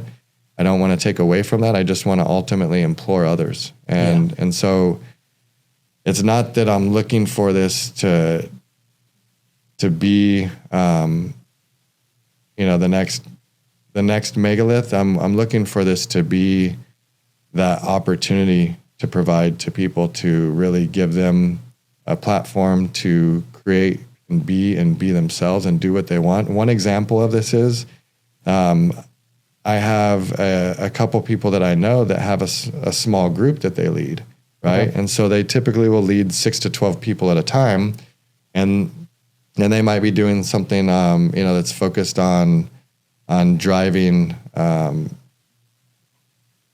over whatever hurdles they might be facing in life, right? So even though I might have some coaching content, I also want to be able to enable, if somebody needs something more, to be able to go in and connect with somebody either on an individual level or a smaller business or larger business that matches with what they need, right? So if they say, hey, this was great content, it kind of got me to see this a little bit, but I want to drive more. Let me go and extend into these other services. And so I have companies, or smaller companies that have 6 to 12 members in their group that they're leading. And so this has a platform with a space that they can go through and share messages, be able to host meetings, be able to share content on, and all that type of stuff. And so it's really enabling, like I was saying, illuminating illuminators, right? So I want to provide a platform to where they don't have to go and spend X amount of dollars on these other platforms to be able to do it, because it stops a lot of people and they're not even happy with those platforms when they're paying for them. Okay. And so really just trying to, or driving a platform that enables them to do what they're already doing, and ideally magnify that, start to grow that over time if that's what they desire. So you said it's live, right? It is live. By the time this gets released, it'll probably be a few weeks from now. Mm-hmm. Probably 3 to 4 weeks, right?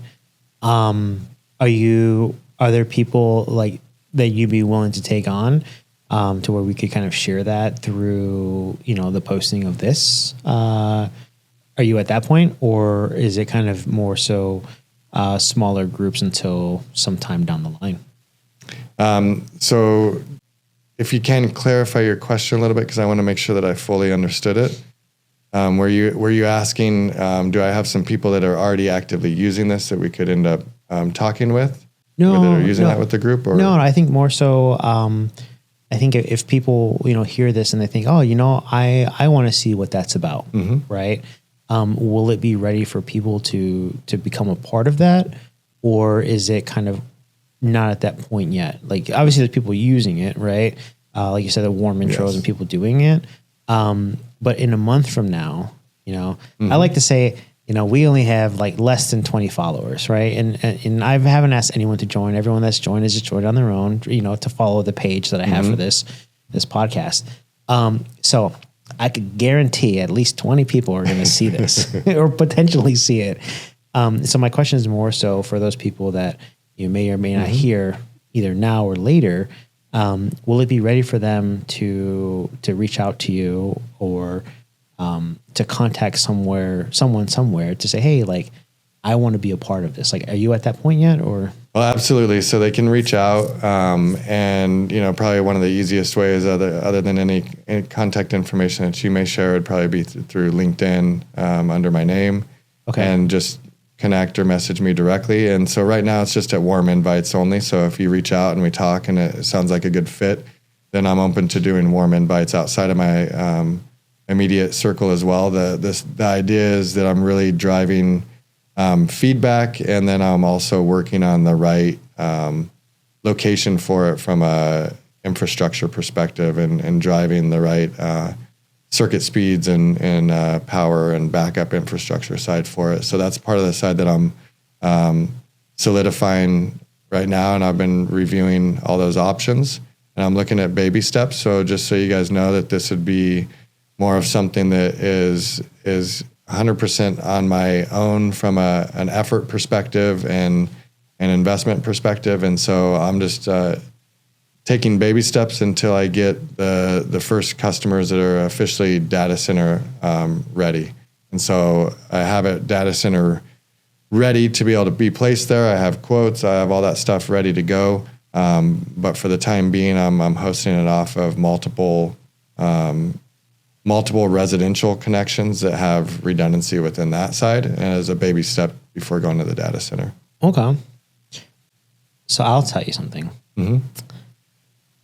I'm proud of you for doing that. Thank you. Because I know it takes a lot of work to put yourself out there, right? There is a lot of unknown. And I think this goes back to, the idea that we had about flowers, right? And when people get them. And I think there's so many people that don't support their friends, right? That are taking chances.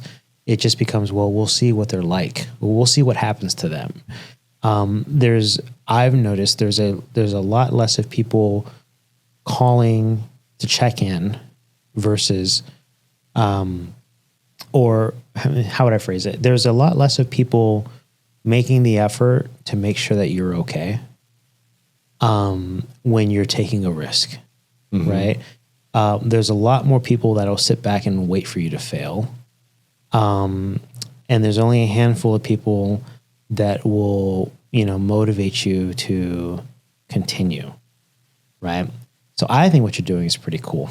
I haven't seen it personally, but from the sounds of it, the motivation behind it, with everything that we've talked about so far, I think it has there is a genuine desire behind it, right? It's not like a money making thing. There is a passion behind it, and when there's passion, there is outcomes, right? Big things, and I think a lot of the biggest things in the world come from people that maybe either didn't have the support and fought through it, or were crazy enough to keep going, right? And I hope that you're both of them, right? And I say that because in 20 years from now, I want to look back and be like, he did it, right? And I don't know. I'll be close to 60, so I should be still around, right? And you should too. Absolutely. But I think, if anything, maybe this is where the point where we put the little marker on the timeline and say, we're going to check back on this, right? And who knows, we'll see where it goes. And if I can help you in any way, let me know. I'm just out here, like I told you, clicking buttons, just trying to figure out my life, doing the best that I can and talking to people. With my eldest son passing, okay, that was what was really a push to me to say, just get up and do it. Do what you want to do, right? Build this idea and this vision that you've been having. Just get up and do it. And one of the biggest things, right, was I lost my son when he was 21 years old. Oh, wow. And this was about 2 years ago. And I just tried to take him on a trip with me. If he would have went on that trip with me, would have, likely had a slightly different path, but we had challenges that he didn't want to go on that trip. He wanted to go, but he didn't. And so either way, that was really the thing that catapulted me in my life to stop holding myself back, to stop thinking that the dream's for everybody else, and I'm just an FTE, or I'm just an IC, right? I'm just a contributor. Really, every challenge and everything that I created in my mind that stopped me from doing what I wanted to do, every other person that started a business or started and followed through with their idea has had similar challenges that they've had to overcome, right? Yeah. And so they can all be overcome.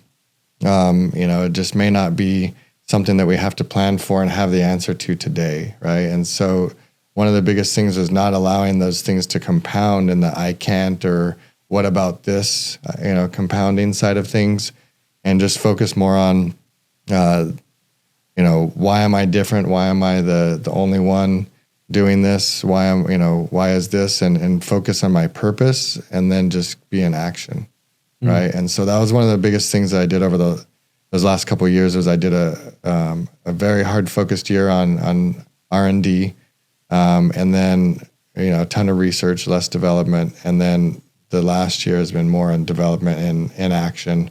But that was really the thing that pushed me, was I had that life-changing impact, that situation with my son passing, and I'm doing it for me, but at the same time, doing it for him. I don't think it's out of the norm, right, for people to have that sort of experience. And I'll give you a really good example. In the case where people are diagnosed with cancer, there is a distinction or a distinct difference in their outlook on life post-treatment, right? And in most cases, luckily for them, in the cases where this is the case, where they get through the treatment, they have a new perspective on life, right? And it reminds me of the worst day of my life, right? When I was in college, when I was dumped, right? We talked about that earlier, where I blamed a lot of it on my weight, and I did a lot of this exercising.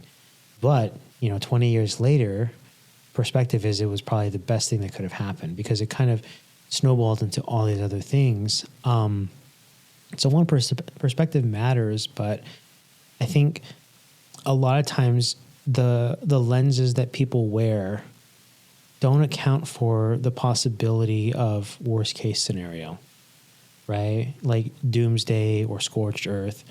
And it's not until that it actually comes, like the day arrives, right? Where people realize that it is a possibility and that the outcome that maybe they feared the most now is real life, right? But before it happens, no one cares. Not to say that you didn't care about anything specific to this, to what you're building right now, but I think it's more so it's a second thought, it's a back burner thought, right? And then when the perspective changes to, no, this is real life, the optics change, right? And then people become more aware that what they fear the most is actually true or becomes reality, And in my mind, I think most people don't necessarily care to make a change unless there's pain, right? Mm-hmm. And so we talked about this on an episode with Andy, who was here a few weeks back. And he was working at a place where he was doing pre-sales, post-sales, delivery, project management, but his role was architecture and design, right? And the way he looked at it was he was doing all these other jobs without the benefit of the financial benefit, right? And he could only do it for so long before he felt unappreciated, right? Another thing that we've talked about, to where he decided to start his own company, right? And we were talking about it, and he had mentioned there are a lot of people that you can essentially lead to the water, but you can't force them to drink. And his statement was, I don't know what it is that, makes people do what they do. And I said, Andy, it's just pain, man. It's pain, right? And until you're in a position where the pain is great enough to force you to change your ways, most people won't change because there's a comfort in status quo. Mm-hmm. And people see it in business all the time, and you've probably seen it too, where there is a desire to change something, but financially maybe it's more expensive, and the pain of not doing it isn't great enough compared to the pain of or the benefit that the change would make. So a lot of salespeople, right, don't actually lose deals to competitors, right? A lot of salespeople lose deals to status quo because businesses are more willing to just proceed down a path until the pain is so much more expensive than the fix, or the pain is greater than what they're willing to deal with. Mm-hmm. So even in business, right, I think people do it. And I think for you, your situation is definitely, very unique in the sense that, you lost a family member, but that the pain that comes as a result of that, maybe it's like what's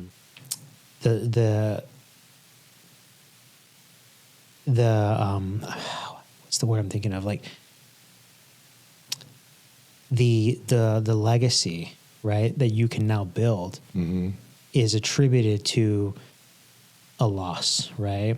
And I wouldn't wish anyone to go through anything like what you've described and what you've been through personally, but I think it's so common to hear cancer stories, near-death experiences are what it takes for people to get to the point that they're willing to do something. Right. And this is something that I won't focus on, but within 2 weeks after my son passing, I started having visions. Okay. Right. And so it's not something I'm going to necessarily focus on in this topic, but it's something I'm open to talk to if anybody reaches out. But it was something that I never imagined would happen, right? So having actual visions while being awake, standing, doing, it's pretty awesome to be able to have those. And so that was something that once again was, induced, I feel like by pain and from the challenge to ultimately come up and see it as a, once again, every moment as an opportunity. Mm-hmm. And when I first found out that I had lost my son, I don't even know how, other than, I guess I do know how because I pre-programmed it. I told myself I was blessed with 21 years. Mm. That was the first thing that I consciously, thought to myself. And I don't even, I still can't imagine to a point having that be my first thought. At the same time, I feel like it's been really key to my way of being able to work through it, to be able to experience it and feel it just like I am now, but also be able to see that there is 21 years of blessing. As much as I was the firstborn, and I had already, if you've had a child, you know, because you kind of envision and plan their life out. Oh, like what their future is going to look like. Right. And I feel like you do that with the first kid the most. You do it with all of them. But I feel like you do it with the first kid the most. I think so. I think people always say the first kid's the one that has all the guardrails around their life. They're the one where you'll never catch them without their shoes in the playground, right? You'll never catch them doing something that, probably they shouldn't be doing. But the second kid, might just be like a Fred Flintstone running around without shoes, right? And you care just a little bit less. I mean, you still love your kids, but it's like the idea of protecting them becomes more of a loose term, right? And then if you get to your third and your fourth, well, hopefully your fourth kid's not eating dirt, right? Well, actually, there's B12 and great things in that, but at the same time, I do completely agree with what you're saying, and with that, it's really, I feel like over time we see that the more that we protect or the more that we guard, the more that we are actually kind of creating a prison to a point for them, right? Instead of letting them kind of go and explore and discover. Yeah. And so I feel like, finding that balance is key, and to letting them discover while also having those soft guardrails to bounce off of every once in a while and get back on that general path. Yeah, I think the ideal situation for most parents is to feel confident enough in how you've raised your child to make the best decision possible. But in the case where they don't, they have the ability to come to you as a parent and, take responsibility or accountability for their actions and look for support. There are a lot of people that make mistakes as a result of, poor parenting, right? Like, their parents weren't there for them to kind of guide them the right way. And that's one problem. But I think the other problem too is if the relationship between the child and the parent doesn't exist in the manner where the child feels confident and comfortable or even safe going to the parent, you end up with a lot more issues, right? And even to relate that to business, one of the things that I've talked about in the past with some other guests is taking accountability for your actions, right? As an individual contributor or as a leader. And what the gentleman found in, oh man, I have to re-listen to the episode, but there was a ratio of successful businesses that there was a ratio of one action to another. And the higher the ratio was, the more likely the business was for success in what they were doing. And I might be kind of paraphrasing a lot, but I asked this of the last guest, and I'll ask you, what do you think the two business factors were, or the two actions taken in business that were compared to one another, creating the ratio where one number is a lot higher than the other? What do you think those two actions were? I don't know if I'm fully following right now, partially because I have some moisture running from my nose.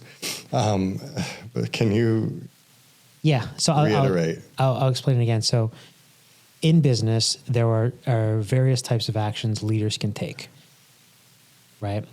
And one of them is there is one action and then an opposite, and we'll say equal other action, right? When you compare one to the other, there is a ratio that is created, right? And they're both actions that are essentially outcomes of a situation, right? And maybe I'm just really doing really bad at explaining it, but if you were to think of two things in business in terms of like how people are treated at a personal level, what do you think the two most important things are for people to consider that are in business or even in a leadership role? So the way that you treat your people, two ways that you can treat them. What would you say those are? As a human or as an object is one. I wasn't thinking that before, but when you asked that question, that's to a point what I came of, because I feel like you're treating them in a promoting way or a demoting way. Okay. So you got it. You got it. So you actually guessed, deduced, close enough to where I'm going to give you the answer or say that you got it.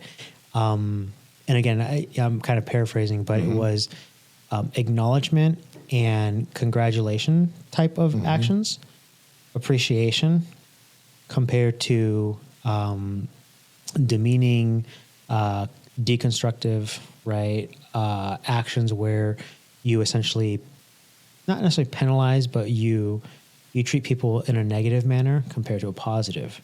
And what Kim had let me know was that, and I have to check on which study it was that he referenced, but the higher the number of appreciation essentially compared to criticism, right, from a business perspective, the higher that you had the appreciation compared to the lower, like it was a 5.6 to 1 ratio was the magic number, I think is what he said.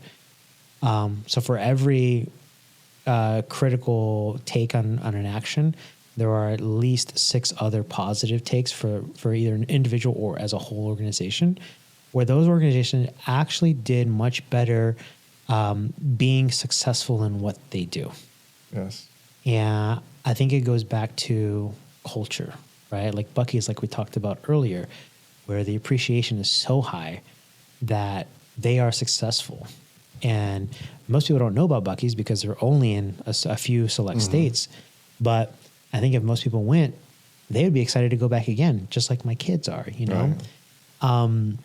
So I think that's important too, is what I've learned through a lot of these conversations is that there are 2 ways you can run a business. There is one where you lead and you build your people up and you do your best to make sure that they feel acknowledged, they feel heard, they feel respected. And then there's one where it's micromanaged, constantly, looking for information that, I think more so micromanagement, but condescending, right? I think of like The Office when the Bobs came in, like, hey, what do you do around here? And it's just kind of minimizing what people actually did, even though the guy that worked there didn't really do much, right? In the movie, he just kind of sat there and beat up printers. But I think there's a lot of people, and I've even run across a few of them, and luckily not too many, where it is almost destructive behaviors, where based on their past experience somewhere else, they got the notion that approaching business in a certain way where they were critical of others, right, where they didn't hear them or didn't care to listen, kind of created toxic work environments, right? So I was talking to a lady that I know. She worked at a place, and she was telling me, so she was telling me that she had thoughts of suicide because of work. And so I had called her because, she's looking for work, and I had called her to see if I could help her in any way, see what I might be able to do. Just as a friend. I said, hey, what are you looking for? Do I know someone that you might want to know? And so we kind of talked through that, but what she also told me was something that I didn't expect to hear, in that she's been sober for a large part of her life, and that she was thinking about changing that, right? But further beyond that, she was thinking about, ending things because of work. So I asked her, what was it that was happening at work? And she kind of described the situation. And it's apparent that it's very toxic where she was. Maybe not the company, but in this business unit. And I think that's the worst thing that could possibly happen to someone is you get a role somewhere and you're excited to do the work, and then you just work with people that are destructive, right? And there's no one at a high enough level monitoring that, to where you end up losing employees because of the suffering that they're going through. I worked with a guy that had, committed suicide a while back. And I remember thinking to myself, why? Why would he do that? And, to this day, I still don't know. But it wasn't a work-related environment issue, as far as I'm aware. But I feel like there's so many people that are dealing with mental issues, and it just gets them tossed over the edge when the work environment isn't what it needs to be. Right. So the one thing that I like about what you've talked about is there are a lot of past experiences that you've had that we can attribute to how you approach business today, right? There's a lot of life experiences, right? Mm-hmm. Like you mentioned with your son, and losing your son, and even in a situation like that, the optics were silver lining, right? At least there was the good, right? The 21 years. And I think we need more of that. I think we need more people that have had, experiences to where there is a lot more empathy in business, and a lot more understanding, and a lot more willingness to work with people. Mm-hmm. But here's the interesting part is, if it doesn't come from leadership, it doesn't exist. Right? So you guys are having your chief culture officer, right? And maybe that's a start for the business, but man, I've heard some crazy stories about people working at places that they just hate. And I would say, I'm happy to say that if anyone wants to come work for you, that is never going to be the case, right?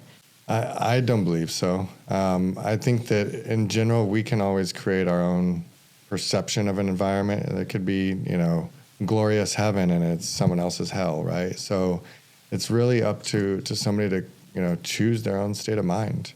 And ideally, with that, even my staff, right? As I go through to improve and mature and drive more future forward and positive type thinking, I start to drive a change within me to make that happen. And so, of course, we have the side of the employees and so on, but I also saw this a little bit more clearly with my own kids, and being able to see the way that I was communicating with my kids, and how that also related to how I'm communicating with my teammates and my staff. And I had already taken the approach at home to see, hey, I don't want to tell my kids what not to do. I want to tell them what to do, right? So instead of saying, don't do this, I say, hey, son, do this. Mm-hmm. Do this, do this, do this. So they hear what to do 10 times instead of not what to do 10 times. Yeah. And so I really focused on and started that shift in the last few years with my kids to say, hey, Zion, put your shirt up here. Hey, Zion, let's put this here, or whatever it is. And direct them to what I want them to do instead of saying, oh, it doesn't go here. Let's just focus on where it does go. Where do we want it to go? And it was interesting because I started to apply that to work. And then we get this chief culture officer. And within a week of him, coming on and coordinating a leadership retreat, we went off and spent a couple of days together. And one of the first events and activities we're doing is, what does it feel like when you tell someone don't, no, and stop? And so the only way that you can help your partner, right? We did this exercise. The only way you can help your partner is by telling them what not to do. Don't do this, don't do that, don't do that. But you ultimately want them to do something, but you can't tell them what you want them to do. You can only tell them what you don't want them to do, right? And how successful will you be with that? So not very, right? Not very successful with that, right? And so if you think about that from a way that we typically communicate, we get triggered and typically respond when something's not going the way that we want. And so we talk about how not to do something. Oh, don't do it this way. It's supposed to be this way, right? Whatever it is.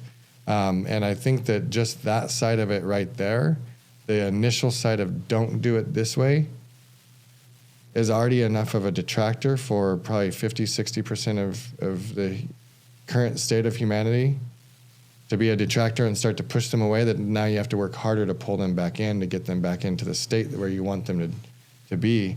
And so the focus is really, if there's a hard line, no or don't, that's when you use no and don't. If it's you don't hit don't hit any other person, or something of that nature, that's a clear no, don't. That's a good time to use a no and a don't. We don't do this. But when we're looking at the side of day-to-day life, we just want to focus on what do we do? Let's focus on what we do. And focus on that positive side and the future forward versus that side of hammering on, a nail that's already been hammered on 100 times, and they've heard the negative side of it so much that that's all they know at this point. They don't even remember what the positive thing is at this point because they've heard the negative side so much. And so I really like what you were talking about with the attraction, the promotion and the side of giving appreciation and gratitude, and the ratio, because actually even within the company that I'm with from the healthcare perspective, we also had a 5-to-1 ratio. So we didn't have 5.6, right? But we just... Oh, really? We had it as a 5-to-1. If you're going to give a negative, and that's a big focus, then really you need to look at the 5 positives.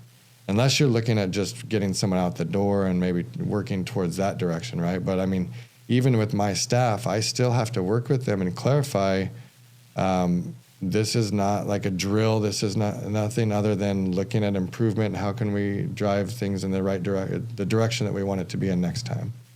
And so I still have that side of the human nature happen as a default response from a ontology perspective, that you're just getting this protective fear mode of, oh my gosh, they're telling me something. So the approach that we have is key, but also just I think that there's that effort that we've been on this fear factor, this fear ride for a couple 100 years. And so it's not going to be an overnight thing to get off of it, and to be able to appreciate that as well, and appreciate that even if somebody's actively working on shifting their mind, that it's going to likely take some time, right? I mean, I've been working on it for 10 years. It's going to take another 100 plus years to fully get to where I'd want to be, right? It's going to be an ever evolving thing that through my last breath is evolving. Yeah. I find it interesting that you said a 5-to-1. I wonder if they based that off of the same study, because it sounds like they probably went through and did some sort of analysis. Our former culture leader was from Intel, so I'm pretty sure it probably had some of those similar studies and some of the most kind of thorough or forward-thinking type things. Yeah, absolutely. Huh. Now I'm really going to go back and check on where Kim said that happened and who, or the study that it was specifically. I think it's the same with kids. You tell you tell your kids not to do something and then you find out that they did it, right? Or you take the approach of, which my wife has been doing a lot more of, is more so acknowledging what they'd like to do and then explaining to them why that's not a good idea. And then not necessarily telling them how to proceed, but leaving the options available for them to make the best decision for them, right? I like that. And depending on their age, I would suggest to maybe even have them walk through the exercise to ponder and create their own thoughts as to why it wouldn't be good. Yeah. Before you even suggest any on your own. True. I think we could definitely start that. Luckily, my oldest is, she's big on YouTube. Where, I told you the flex about, well, my dad has a YouTube channel. I'm like, yeah, with 1 subscriber. P.S. Go subscribe. Or I think, yeah, subscribe. But she's always on YouTube. And she loves to draw. And my wife takes her to the library probably once a week or once every couple weeks. And they check out books on drawing. And or any sort of arts and crafts. She does a lot of arts and crafts related things. And there are times where were we? We might have been at like the Gilbert Library, the preserve. I forget what they call it. I've been there too because they have the little. They have like a little pond, right? Repair and Preserve, I think is what it's called. And so, and I'm probably going to get this wrong, but we were walking on like, there's almost like this boardwalk over like the little pond that they have.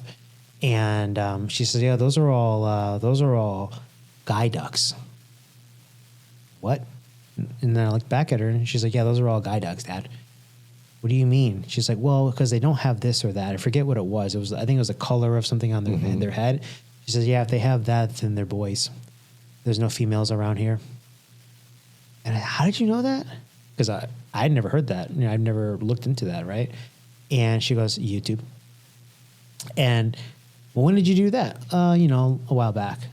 So now we've noticed that there's a lot of things where she'll just go on there to click on stuff to learn about it, which I think is really exciting as a parent because it shows that she has the motivation to learn about something that she's not aware of the answer for. And what's even more exciting about that is she's not coming to us, as in myself and my wife, asking us for the answer, right? So it's kind of like this little explorer in her now, where she likes to go and find the answer on her own. Have you given her a GPT yet? No, I haven't. We have a license that we use that we pay for, but I haven't given her access to anything like that. And maybe that's where we draw the line because she's only 11, just turned 11. But I think it's rewarding to see that a lot of, and I can say that my wife is the reason for a lot of this because admittedly I've been absent for a lot of their childhood, right? I focused on work and I focused on a lot of things that, at the end of the day probably should have been secondary or tertiary, right? In terms of priorities. And so I'll say my wife is the reason for a lot of the way that my kids are who they are. So one thing that I'm happy about is that she doesn't necessarily always tell them no or tell them that they can't do stuff. She's really good at explaining to them maybe what her reasoning is, acknowledging what they're doing that might be wrong, and helping guide them in the right direction. And what we've seen is that my oldest now, instead of going off the rails, she makes the initiative or takes the initiative to do her own research and form her own opinions. And I think it's just a result of, 11 years of not being told no, but 11 years of being told, why, right, or understanding. How that translates to business, is very, very similar. You get a lot of people you tell. So here's another thing too. Have you ever read the book Never Split the Difference? I haven't. I wish I could think of who the author was. It's a former, I believe, CIA negotiator. It's not. What's his name? Can't think of his name right now, but if I saw it, I would know. And in the book, he says as a negotiator, the first thing you want to do is get to know. So get to the answer no. And the reason you want to do that is there is an inherent power in the word no. Because what it proves is that there is a dynamic between two people, and the person saying no has the authority in the situation. So think about it as a parent. I want to run outside in my pajamas. No. I am the parent. I get to choose how you do this, right? Or just anything in life, hey, go do this. No. The person that says no is actually the one that is in essentially the power position of the negotiation. And so in this book, what he describes is there's a lot of people that are wishy-washy in life. And a lot of people say, yeah, we could do that. Yeah, we'll do this. Oh, yeah, that's cool. We can do that. But the minute you get to know, you get to the root cause of the issue for that person, right? At least, I read this book years ago. So this is what I remember. This is what I'm streaming from. So there's the other side of the coin is if someone tells you no, there is a reason for it, right?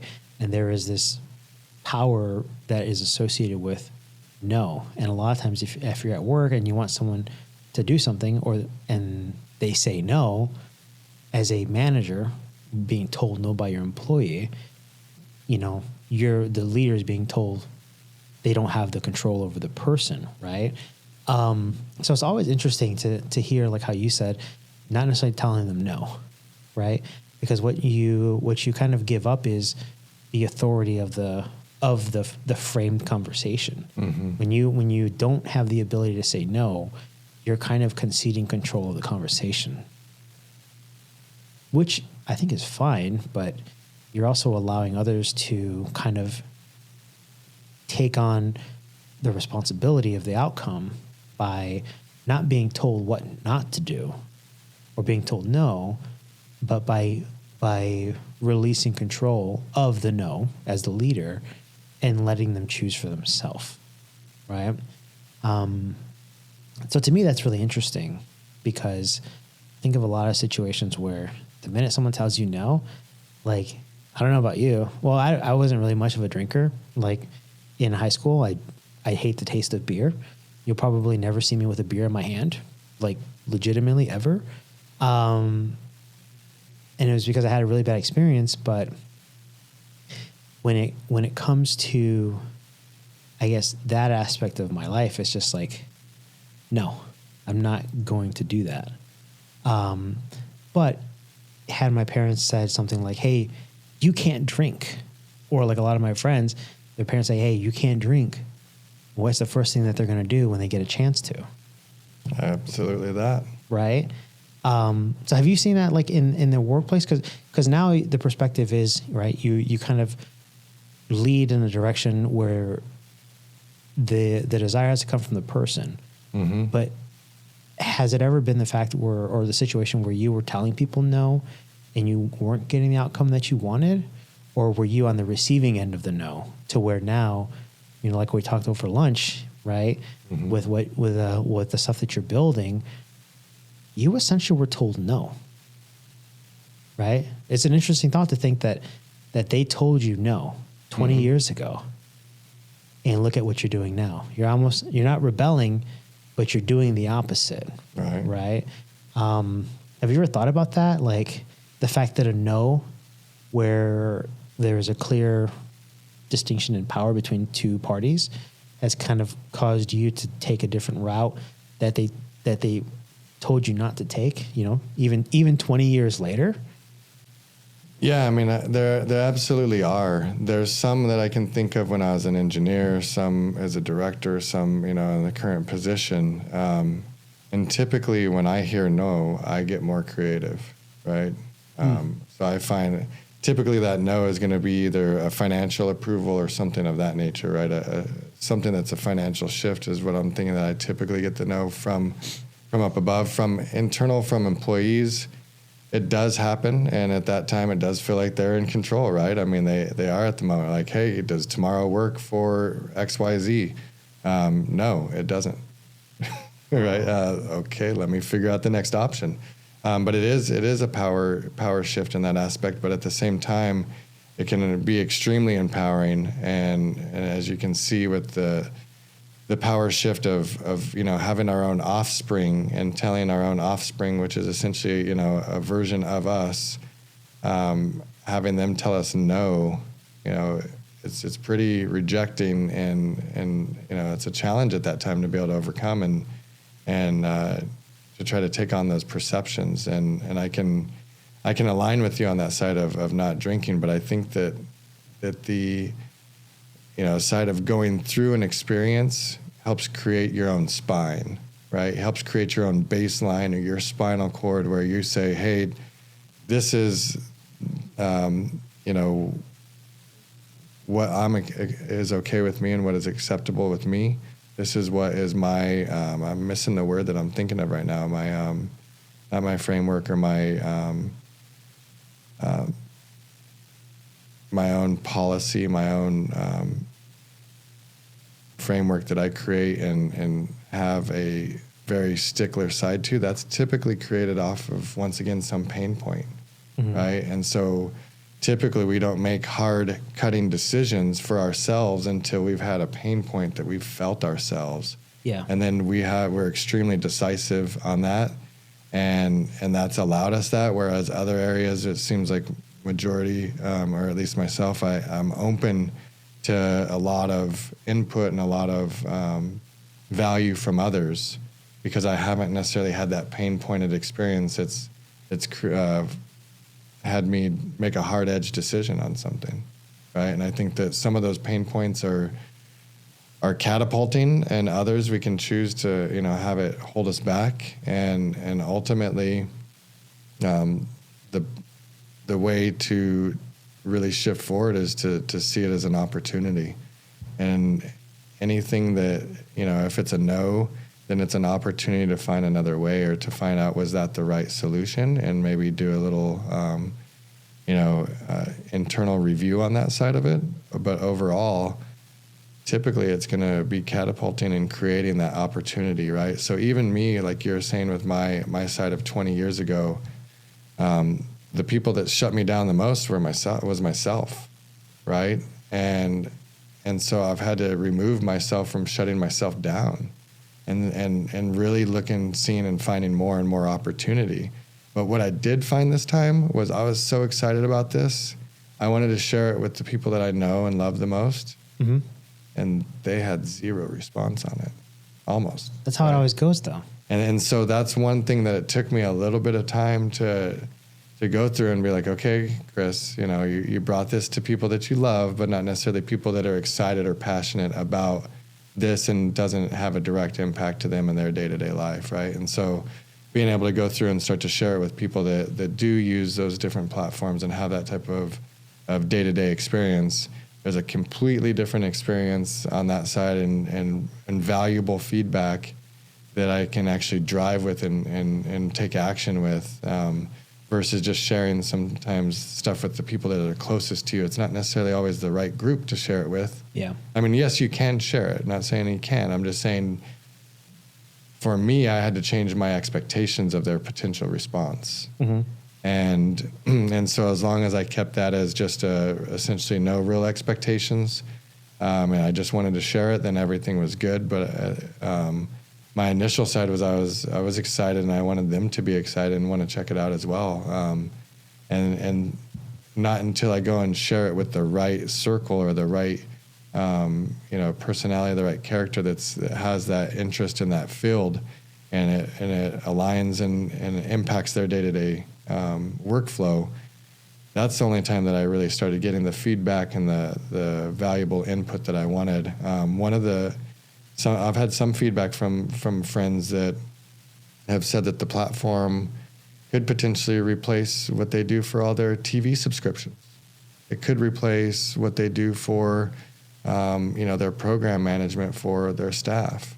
And so it's just interesting to be able to go through and have an opportunity to share in the right space and really find more value and drive more value from the right circle, I guess, the right the right environment. I think there's a post that I've seen online where I forget what car it is, but it's an old antique car, and it's dusted, rusty, just in a garage somewhere.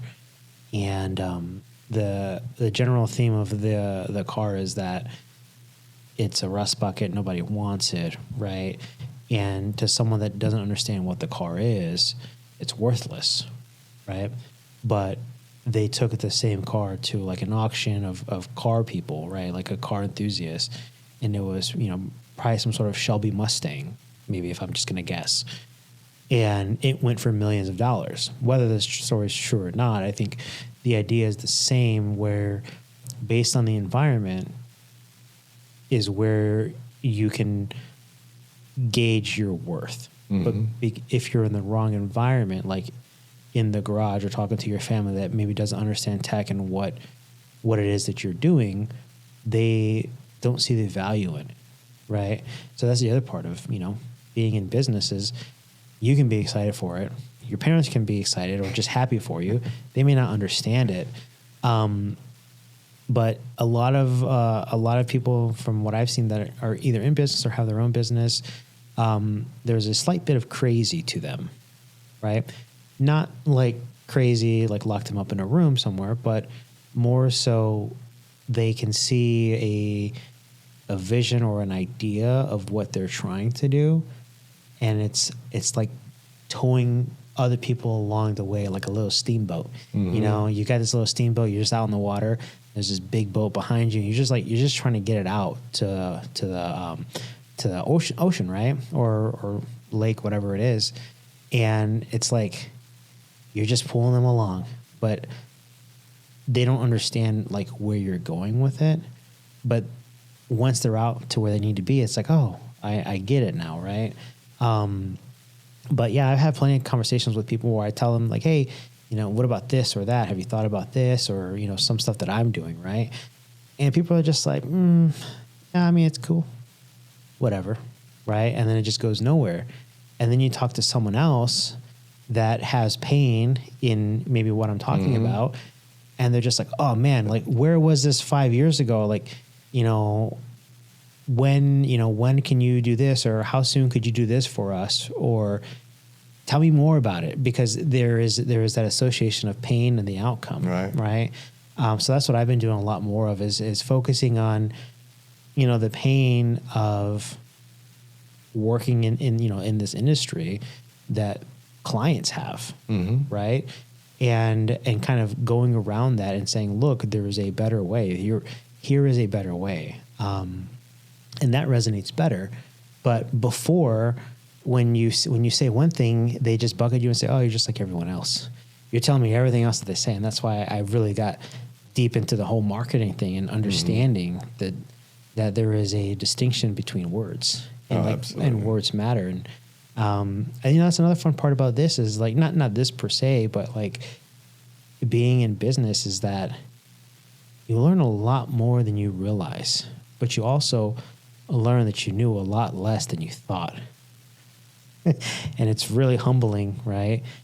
I would say I've been humbled a few times, where 2 years ago I would have never admitted defeat, right?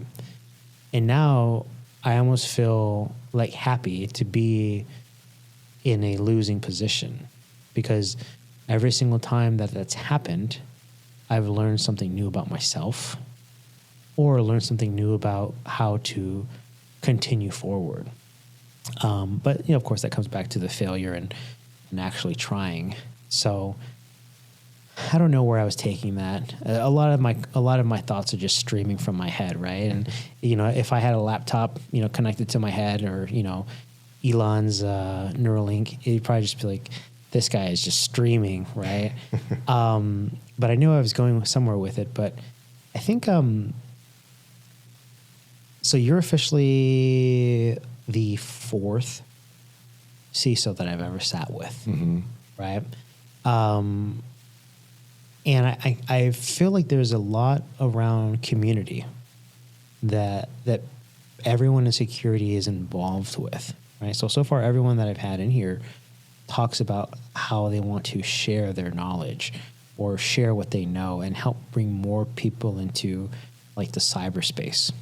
So one of the things that I was thinking about is some people are professors at the different colleges like ASU, Boise, GCU, right? The different universities around here. Are you doing stuff like that too, or is there something that that you're involved with outside of like the day-to-day stuff where people can go and kind of learn like from you in a way, or like is there anything that you're doing like that? Because I've gotten people that I have spoken with, they say, hey man, like if there's any way you can ask these people kind of like the best way to get into cyber, or how to kind of stand out among the crowd of people. And for you, being in a position where you would be hiring, I think, I owe it to people that at least ask me that, to, ask as many people as I can and to help get that perspective. So I'll stop there. Yes, and I have had the opportunity to be able to engage, and I do want to be able to engage in areas like that, to be able to, people that already know, they've already declared, hey, I want to be into cybersecurity. How do I go about that? I think that there's some clear standard, path to be able to go, but the biggest thing is to just start in action, right? We can start in action at our own home with our own equipment that we already have. And the thing that I typically do at this point is a one-on-one. So if somebody has true interest, then I'll do a one-on-one with them, and I'm open to, staying in touch with them throughout that to help them, progress, or to have that side of bouncing off questions or potential paths of certification paths and so on. But what I've found is typically, most people have some desire, but it's really takes a lot more to actually have the follow through, and so that part is key, and I'm open to spending one-on-one time, because I feel like that has the highest opportunity to impact them for success. Okay. Versus me just saying, well, I have this spot, or go here. That's my personal thought, is I'd prefer to be able to do a one-on-one and be able to be a little bit of a relationship creating and be there as an ongoing support, versus just a smaller community side. But there are a couple of community things that I've been driving, being part of here within the Phoenix area, and it's typically for people that are already in security. Okay.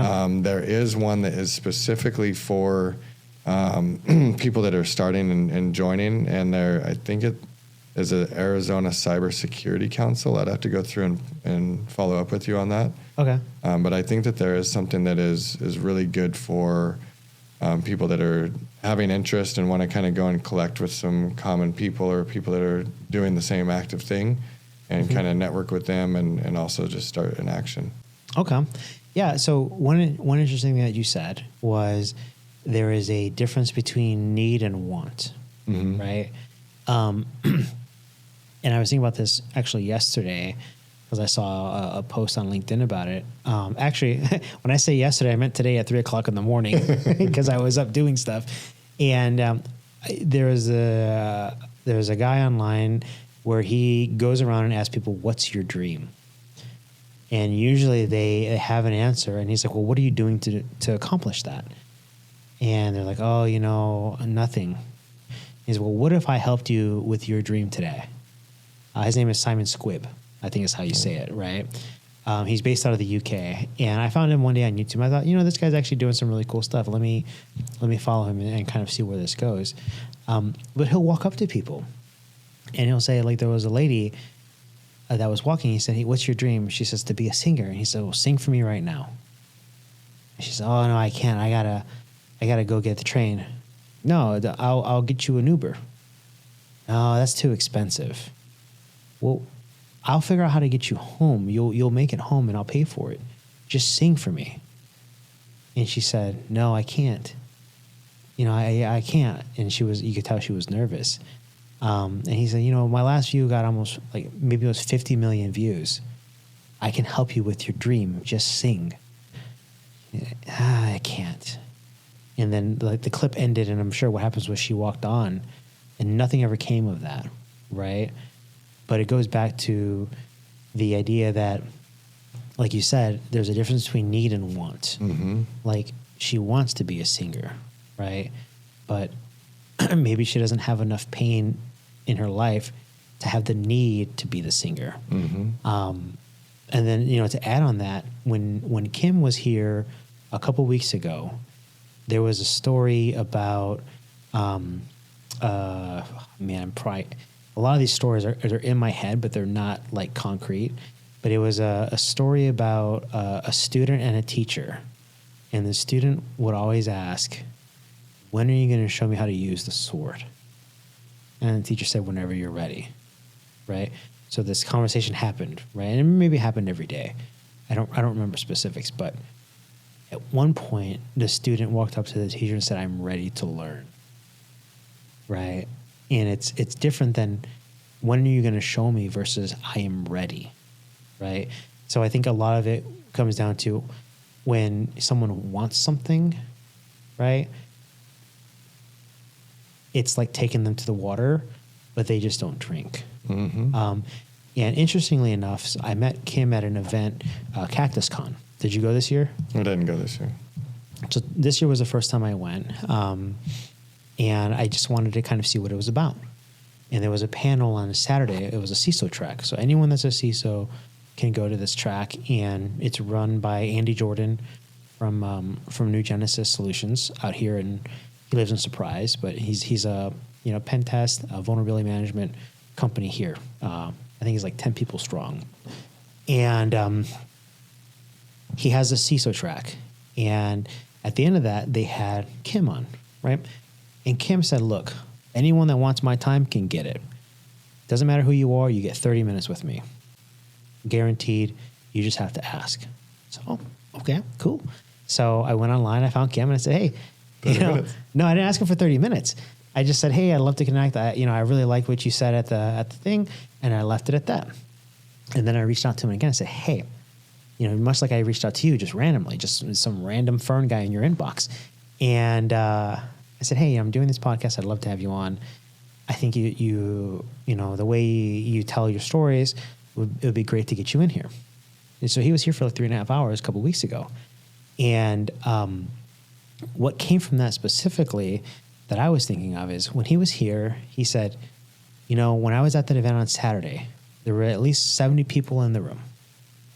70 other CISOs, or obviously I snuck in because I'm not a CISO. Obviously I snuck in, but I know people that got me in. So I was okay to be there. And out of all those people, I think he said something like 30 or 40 people added him on LinkedIn. I want you to guess how many people actually messaged him to sit down and have a conversation with him. 1. Exactly. And it was me. And so what you're saying is consistent with exactly what he said. He said, out of all those people, you're the only one to ask me for help or to ask me to sit down. And what I find interesting in that is there are a lot of people that want to get into cyber for whatever reason. But there is a smaller number of people willing to make the effort to go out of their way to get in front of the right people to help them. And I don't know why that is, but to me, it's a little bit discouraging because you hear so many people talk about that it's so hard to get into cyber, don't know anyone. And the more I talk to people like you or people that are in leadership roles in cyber, I kind of feel like there's a lot of responsibility that they're not taking on their own, right? And I don't mean that in a negative way. I mean it in the sense that you can't get a job in cyber. Well, what have you done to get a job? Who have you reached out to? Who have you networked with? Who have you spoken with? what are you doing to get in? And I don't want to speak for people, but I kind of feel like based on what I've seen, the people that I've spoken with, there's a lot of people talk about how they want to get in and they're just not getting it, but they're also not necessarily doing what I did when I just reached out to Kim. Right. So all that long thought just to say, do you ever have people reaching out to you for help? Or do you mostly hear a lot about how cyber is restrictive for people? It's minimal. Cyber is restrictive, right? Or tech is restrictive, not even just cyber, right? And so I think that one of the people that I did have reach out within the last year, I met up with them for lunch, spent a couple of hours with them, gave them some recommendations. They seemed to be in agreement with it. And they haven't messaged or communicated since. I've sent a couple messages because I was curious, right? Like, hey, how are things going? And it's been quiet. And I think that once again, it was somebody that was likely just in a close edge of going from want to need, kind of on the edge, but not fully there, right? Not fully committing, basically. And I think that's really what it comes down to is when I look at this as any root cause analysis for myself, is that I haven't made a declaration. I haven't made, a decision on what I want to do. And if I have, I've talked myself out of it, and now I'm forcing myself to go do something else that I don't really want to do. And so I think when I look at this, that it really drives back to that authenticity. And so when we see somebody doing well in cyber, or we see that it's a growing field, maybe that looks ideal, but maybe we're just not really passionate about it. Maybe we are, but we're just not taking that step. But I feel like there's a combination there of people seeing something that looks like it might be cool or fruitful, and then not really applying it to their own character fully, or just not taking that step forward. But there's that side of potentially not really getting intimate with self and resonating with self as to what am I passionate about, what drives me. And they're just seeing what's drove other people and provided fruit for others as well. And so there's that balance of sometimes it's maybe they truly want it for themselves, but they haven't gotten to the state of needing it or just, committing, that authentically committing to it, or they just want the joy and experience that someone else is having, and they thought that path might bring that for them, right? And so I think having a clear delineation in that for ourselves is key, especially we don't want to be down 5-10 years down the road and then having to or wanting to make another pivot because that path wasn't the right path. Fortunately, the path that I've been on has been the path for about almost 30 years here. And it's been, the path that there's really no other path for me. It's just the path that makes the most sense. I'm very into tech. I'm very into that side. And if anything, I would have wanted to have, more time and more studying on electronics and biomedical, or organic chem and that type of stuff is what really does have that long-term drive and what I'd want to do if there was full no limits. And there are no limits, right? I've set those limits myself, just like some of the other side. And so what I've essentially done is I'm still in that side of ultimately driving a dream that I have, but it's based on my current state, right? I didn't go down a biomed engineering path. I didn't go down these other paths that were potential paths and potential desires.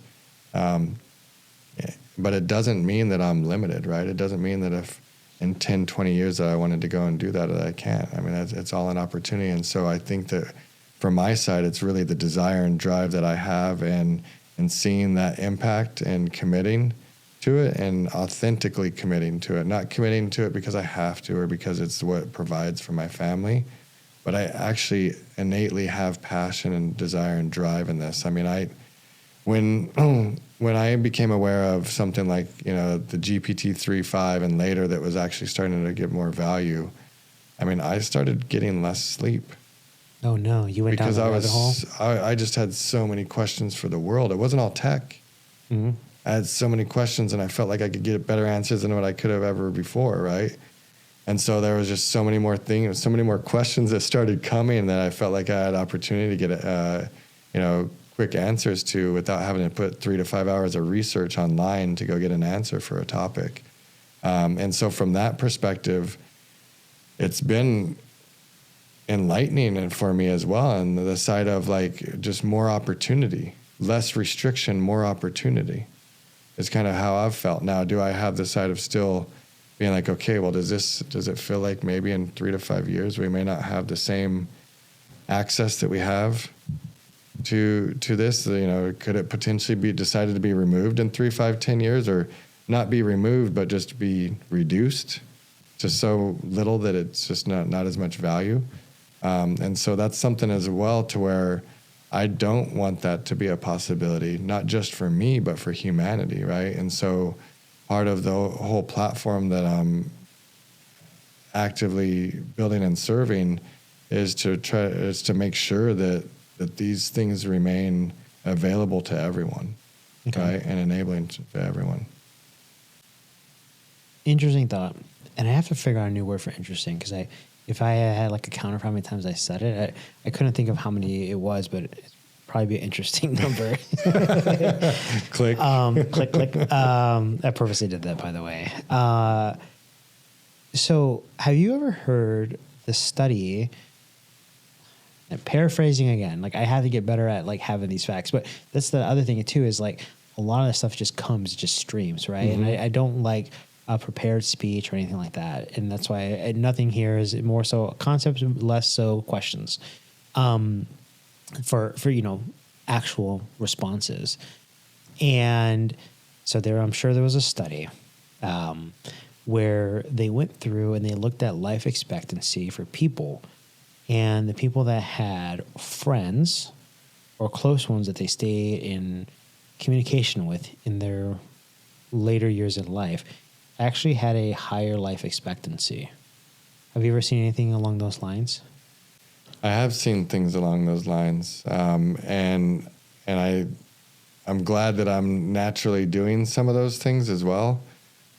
I feel like that is key, and you were talking a little bit earlier about CISOs keep bringing up community, and I think that community is key for humanity, right? And so to be able to be engaged on that regular side, to stay apprised, to be able to share that knowledge, that's really where the progress comes. And when we go to some of the corporate or the licensing side of things, it's more restrictive, that we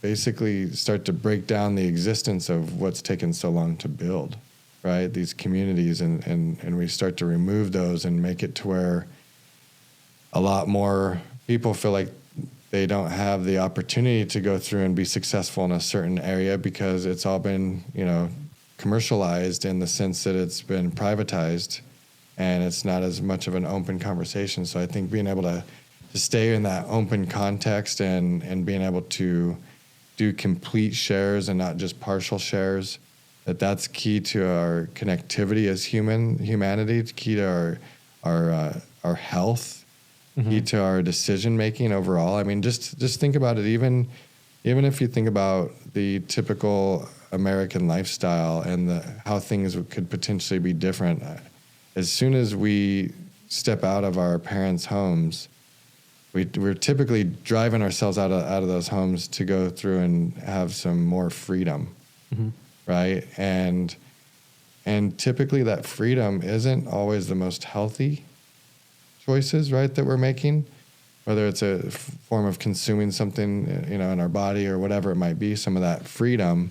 And ultimately, though, as we're doing that, we're continuing the diaspora of continuing to force our own people, our own loved ones out of our own home. Whereas when you're in a more positive, embracing community with that side, even in your own home's community, ideally those children will stay there because they want to. Yeah. Not because they're relying on mom and dad, not because they're afraid of the world, but because they're aware of how good they have it They're aware of the opportunity that it can provide for them. And then they're aware that it's going to support them to make better choices for themselves.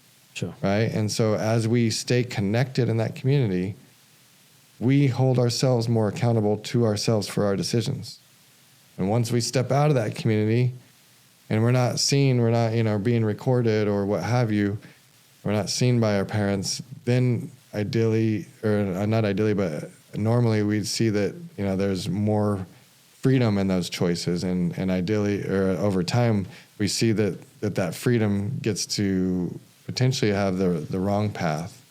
And I think that with staying connected in community, whether it's from a CISO perspective or a systems engineer, security engineer, that all of that is key. It keeps us in tune. It keeps us in balance and grounded. It keeps us aware and apprised.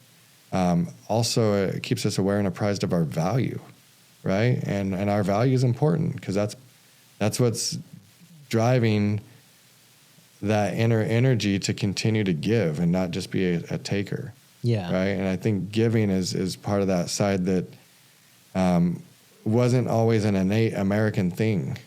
However, fortunately, I've married into the Filipino side. And so I feel like there's a lot more of the nature of giving from that side. And I'm talking about like a welcoming, receiving at home, right? Okay. I mean, more of a family. Yeah, on an American side, if you arrive at someone's home in the middle of their dinner, they're typically going to say, "Oh, we're just finishing up. We'll be done in a minute," right? Something like that. Not majority of times, their portions are already limited and assigned, and they don't go through and shift and say, "Hey, we have this. Have you ate?"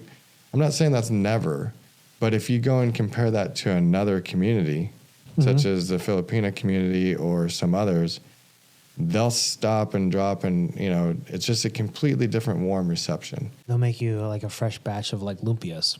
They absolutely would Right. make you a fresh batch of lumpia if they had that there. Otherwise, they're going to give you what's on their plate to a point. Yeah. And they're going to, stay on that positive side of the next meal will come, whatever it is, even if it was they gave you all that they had. And so just the side and approach of welcoming visitors or welcoming guests is a lot different in this culture than it is, in a lot of the rest of the world. And I think that getting back to a more connected, sustainable community in all the different sectors and categories and driving those in the right direction is going to be fruitful for all of us. Yeah, I agree. I think, so this is an idea, and I don't know if I've mentioned it on any other prior recordings, but I was telling my wife, I said, like 95% of my life is listening or hearing people I don't even know who they are personally. Right? And she's like, what do you mean? And I said, well, think about it. If you go on YouTube to watch a video, you're watching someone that you don't actually know. Okay. And so I said, so she watches all kinds of things on YouTube. My kids watch all kinds of things on YouTube. People on TV. There is no like first degree of connection with these people. Even on the news, like they're local in the community, but you don't actually know these people. Right? Mm-hmm. So the news, the internet, YouTube, all these facets of information that we have access to are people that we don't actually personally know. So a majority of our life is just talking, or not even talking, being, in a conversation or, a fly on the wall in a conversation of someone else's life. And when I explained it to my wife, she said, you're kind of right. So I said, and that, that's what's really cool about like a podcast is because you get to sit down with people that would otherwise probably never sit down with you, right? And they talk about stories that not too many people have heard. Maybe as an example, like how many people in the tech space that you work with were aware of, outside of work, right? Because I imagine they would have found out or heard something, but how many people in the tech space know about, the situation with your son, right? It's probably not that many. Right. And like Kim, when he was here, he had talked about his father being a prisoner of war in the 50s. And one of the clips that I have is where he says, I don't tell this story very often, but here we go, or something to that effect. And what I like the most about this is that you get to sit with someone that you don't necessarily know and learn about them as a person. And a lot of it has come down to their experiences in life that have molded them to be a certain type of person. And that mold has essentially created, in a lot of ways, a legacy, right? So when I take that and I want to tie it back to, from the very beginning, we had talked about the engineer that you were removed from for almost 7 years, right? And they said, hey, thank you. We talked about, getting your flowers before people die, right? Being appreciated before we pass. And, I almost feel like a lot of people at funeral homes aren't crying because they're sad that the person has passed. I feel like a lot of it is there was a lot of tears of, pain for things that they didn't say or experience. And now there is regret, right? And a really good example is my wife's father passed about 5 years ago. And, for her, it changed her perspective on life. And that was a big part of why we left Arizona. Where she said, if my last day is tomorrow, I don't want to be here, right? So we packed up and left. And there were other things that went with it too. And some of it was with her health, that we've been dealing with for the last, 10, 15 years or so. And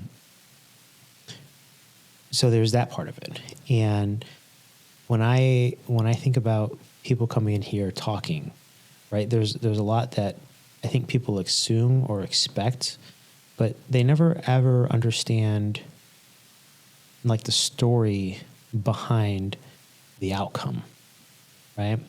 So, and again, this is just another one of those things where I'm kind of streaming live, but going back to the beginning, you get to understand where the thought of appreciation comes into play for you, right? And then you take that, and then you look at the aspects of, being told no throughout your career.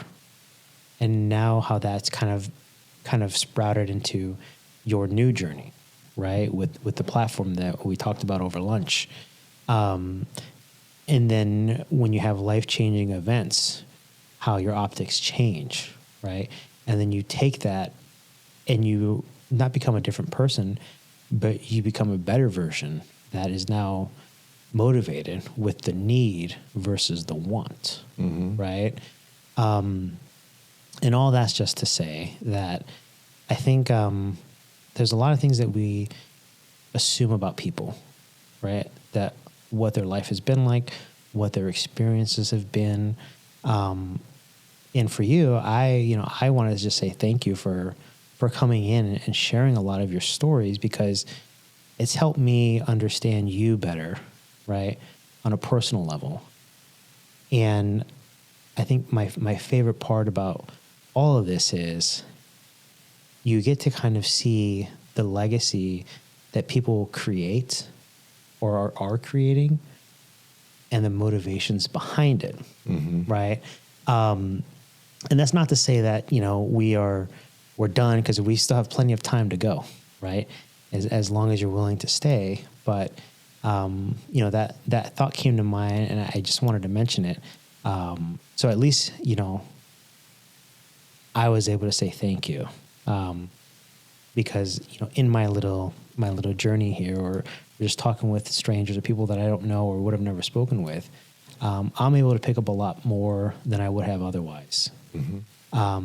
But maybe the best part about it is it's all recorded, and we get to share that with other people. And ideally, hopefully you get less spam, right? You already have a way to stop people from messaging you.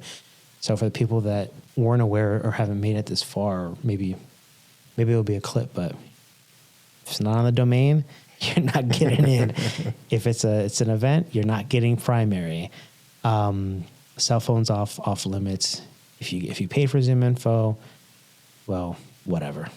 Right. But Have at it. so we covered a lot of things. And usually towards like the end, I like to ask, you know, I kind of know with the platform that you're building, I saw it at lunch. I think there's a lot of things to talk about there, but I usually like to ask, you know, things that you're passionate about, because, you know, we talked about all these other different things, and I can get a sense for maybe where this might go, and maybe explicitly ask you kind of, you know, what are the things that you're passionate about outside of tech? The list goes pretty long. I'd say one of the things that I have interest in is music outside of tech. Do you play? I have played some, but I have not played enough. But I have created some songs. What instrument? I have mainly acoustic guitar. Okay. Is what I have, and then I have like a keyboard and full setup on that side. And I used to have drums and a bass guitar and I had a little bit of everything. And so I went through and in 2007, I created 7 songs in 7 days that I'll probably never share with the world. And then just a few months ago, I ended up creating a song that, or not necessarily a song, but I created more of a meditative song that's really nice. I didn't even expect to do it, right? And so just out of the blue, I have this Ableton push pad, if you've ever seen any of that on the music electronic side. And I was using that with a certain sound bank, and I ended up doing a nice 2.5 minute meditative recording just in the out of the blue, and I've shared that one with multiple people, and that's been kind of interesting. So that's one interest. Another thing that has really picked up for me more is just having awareness with source and the awareness of the omni-essence and all that side of life. And so that has driven me to a spiritual path as well. And so I've been doing a ton of meditation over the last few years. Health has been an area that I've driven a focus in the last 10 years. I'm not saying that everything's perfect or anything of that nature, right? But just kind of increasing that drive to progressing on my consumption and getting to be more and more whole foods. And the other thing that I'd say I am definitely passionate about is my family and having that opportunity just to truly connect on that human level with them and make sure that it's been at that human, authentic level.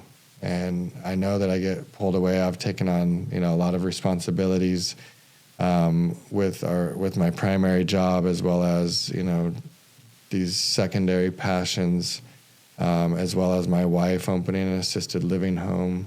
Just a lot of things going on from that perspective. And ultimately, throughout it all, we feel like we're doing well with connecting with our kids and staying connected.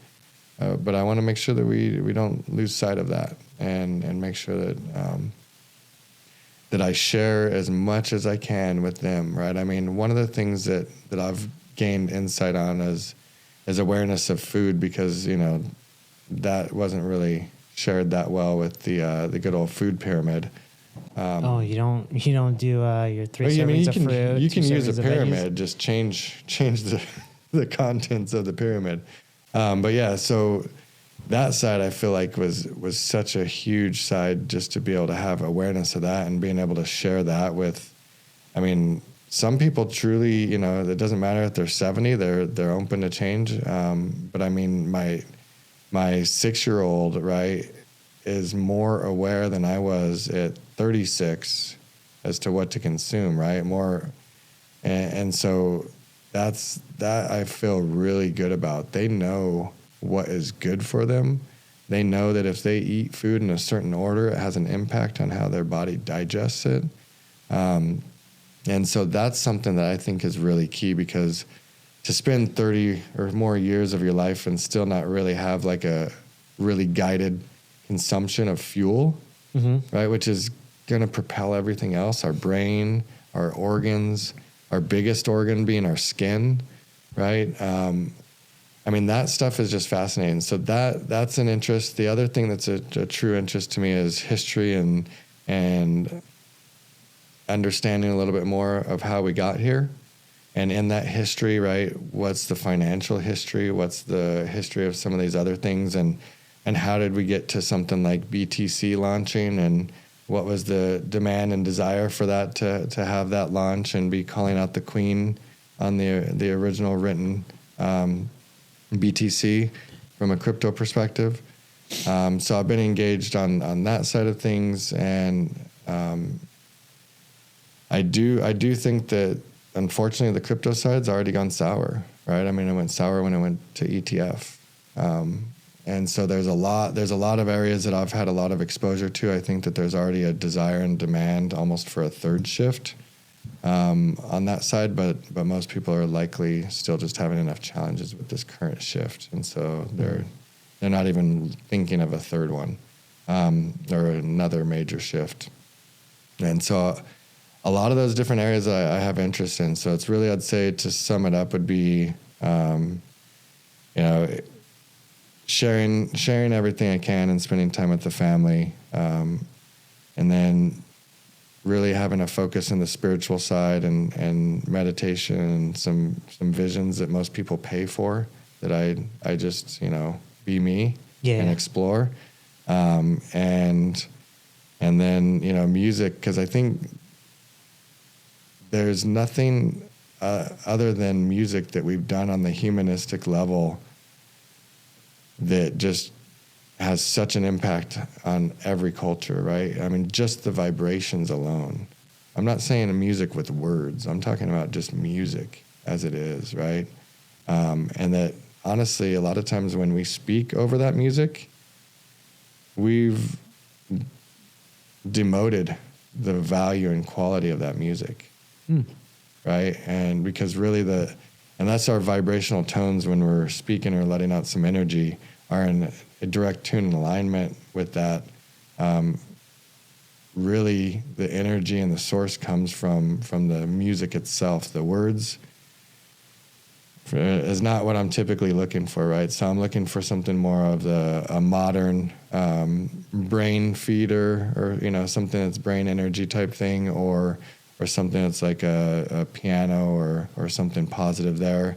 I mean, honestly, even EDM is very progressive. They may have some negative tones and not be at the right hertz for tuning on the 440 versus the 432, but overall, those would be the other areas that I'd have the most interest in. I forgot this one though. I used to ride motocross. Motocross? Mm-hmm. Just for fun, not competitively. Okay. I'm not too in tune with that. Is that motocross, is that the one where like BMX bike, or is it, how would you describe motocross? Motocross or supercross would be more like the actual motorcycles, the dirt motorcycles, and being out on the dirt tracks. But not BMX, full on engines and that side at a fully created and maintained track. So, what was the guy's name? Travis Pastrana? Is he one of the? There's that, and James Bubba Stewart, and a couple others. Ezra Lusk was my favorite back in the day. He was never necessarily everybody's favorite, but I don't typically choose like the Jeremy McGrath everybody's favorite type thing. But that was my time back in the mid to late '90s.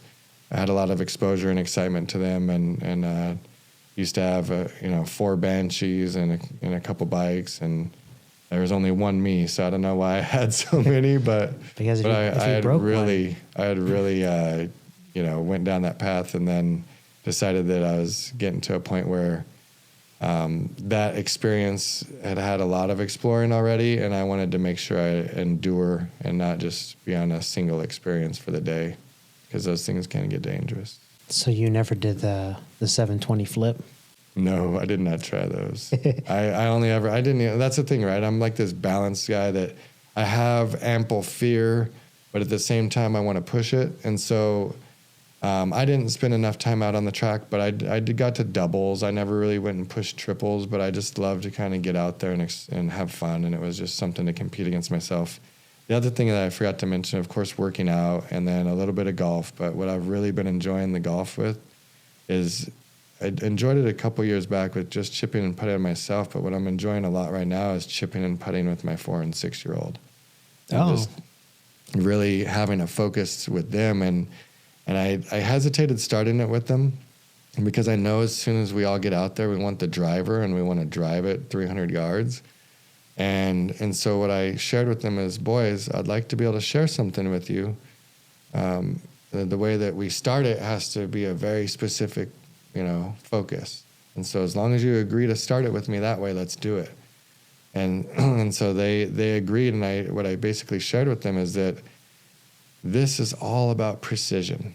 And so we're going to start and we're going to, put this little golf ball from 3 inches away into the hole, and then 6 inches, 9 inches, 12 inches. So it's all about precision. And my 6-year-old son is like, well, when do I get to hit the driver? When do I get to hit it far? And I told him that we were working on challenges and we gamified it, right? So we said, okay, well, this is, the putting challenge 1. And when you go through these putting challenges and you complete these 5 putting challenges, and you can have iron lesson 1. Mm-hmm. And then you go and do these next 5 putting challenges and you can get iron lesson 2. Okay. Right. And so we gamified it, and that has been awesome. That's like, I could pass and be happy after all that, just because it's been really good to feel that and see it, and see my little 6-year-old get in there and look like a little miniature adult, because he's taking it really seriously and having fun with it at the same time, and just, loosening his body and doing that stance and just looking like a miniature adult. And it just feels awesome seeing him do it and seeing him feel the reward from it and, celebrate. That feels awesome. Are you good at golf? I golf. I don't know if I compare myself to myself. Oh, okay. Well, so I am, is what I would say. But I mean, my I am is going to probably be a double birdie golf, because I just don't spend enough time out there. But I do enjoy it. I used to. I never really played. I just kind of went out and had fun. Right. The first time I actually played golf, I wore jeans, and it was like a charity event for work, and it was hosting a client at the time and a few of their people, right? Sponsored by manufacturer, of course, and we go out, and I'd never been on a golf course in my life. So I showed up with a pair of jeans on, and it's like hot. I remember I was wearing a black Arizona State shirt, blue jeans, probably similar to these, and regular tennis shoes. And I don't know how to golf, so I just kind of showed up to hang out and drive from hole to hole. I was the third cart. Mm-hmm. I was the fifth wheel by myself on this cart. Right. First lesson I got was, they said, where's your team? I was like, oh, I'm with these guys, but I don't know where they're at. They're like, oh, they're over here in this direction. So I ended up getting a course map and going the reverse direction and getting yelled at every single hole along the way. They're like, hey, why are you coming why are you heading towards us? I'm like, I'm looking for my party. So etiquette number 1, I didn't know that. 2, I had the jeans on. 3, I've never swung a club in my life except for one time, and that wasn't a good time for my neighbor. He got hit in the face, actually. Ouch. And that experience, I just never wanted to hold a golf club again. I hit him with like a 7-iron. Oh. And he was standing behind me, and of course I was like 7 or 8, just trying to, have that be my driver, because I don't know the difference there. And I hit him in the face and broke his jaw. So I just kind of stayed away from golf. But very first experience on the course, and everyone's making fun of me. So I'm not a golfer. I'm not very good at it. I have a set of clubs, but I don't go often enough to be good. Mm-hmm. That's why I asked if you're good, because no, feel welcome to golf with me. What I was getting at is, maybe in cooler weather, but yes. if you ever want to feel good about your golf game, or if you ever want to hang out with your friends and have them feel good about their golf game, let me know, because I am for sure guaranteed to make anyone feel good about their golf game. And I don't know how many balls I've lost in my life, but I cannot confirm or deny that I may or may not have had to buy a few packs of 24 or whatever they come in. Right. So yeah, I mean that's why I asked. I think it's also good to hear, like, not that everything around this conversation is tech. I think I have a lot more fun talking to people on a human level, right? Hearing their stories, learning from them, kind of motivations, frustrations, and how those have kind of inspired change in their life. Failure is another one that has inspired a lot of people. Racism is one that's inspired other people. So overall, I think we're definitely running close to the time for the recorder to run out of space again for a second time. So I have to look into a 4 terabyte drive. But yeah, I think, I just wanted to ask a couple of things that just weren't necessarily tech related. So, and the benefit to that, and I haven't confirmed this yet with anyone else, because the first episode is coming out this week, actually. You may or may not just start getting random gifts from people that are related to things that you had talked about that you have interest in, right? Like you might get a new sound maker or something, or someone say, "Hey, I understand you like to listen to like meditative music," right? So worst case scenario, what I'm getting at is there's probably a salesperson out there that if they can't get to your first inbox, they can't get to your second, and they don't have your phone number because they don't have Zoom info. Worst case scenario from all this, you might at least get a phone call from someone that says, "Hey, I have this for you," and then hopefully that helps them stick out, and then hopefully, maybe you buy something from them because they took the time to listen to this. But yeah, we're pretty much there. So I don't want to just keep going, but I also like to ask, is there any questions that you have for me? Because again, I don't feel like none of this was about me, and I hope it didn't come across as anything. I was trying to take the spotlight, but going forward, I'm going to start asking, is there anything that you want to know from me, right? Because I held you hostage here for almost 4 hours, so I would at least like to ask, like, is there anything that you have questions on, or anything that maybe how you felt about the experience, or just maybe recommendations for the next episode to help me either be better or to help you feel like maybe I shared more about myself than I had before this point. Well, absolutely, and I appreciate you asking that. I think that with it, I want to ask a question, but also share a little bit afterwards and see, because I'm kind of curious, what we see for, what you see for this series, and 3 months, 3 years, what it may be. And I know that we're just on that human level of connecting, and it feels pretty awesome. At the same time, with the speed and pace that everybody's at, somewhat curious as to what audience it's going to capture, and what value they're getting as well from that. And so just trying to think through of that side of what do you kind of envision this to be, and potentially in 3 months and 3 years or down the road, what are you seeing that this is really bringing as the value to the audience and anybody that listens? Yeah, I don't know about the value, right? Because I'm still trying to figure out how this fits into the world. What I know is that, even based on my own experience, there's a lot of people in our lives that we know a fraction of who they are, right? No one is outside of that situation. Like no one knows someone else so well that, unless certain circumstances, but the majority of the time, the people in our lives, we don't actually know who they are. And when you lose people, when you lose family, or when you change jobs, you miss out on connecting with people at a level that helps with your mental state, right?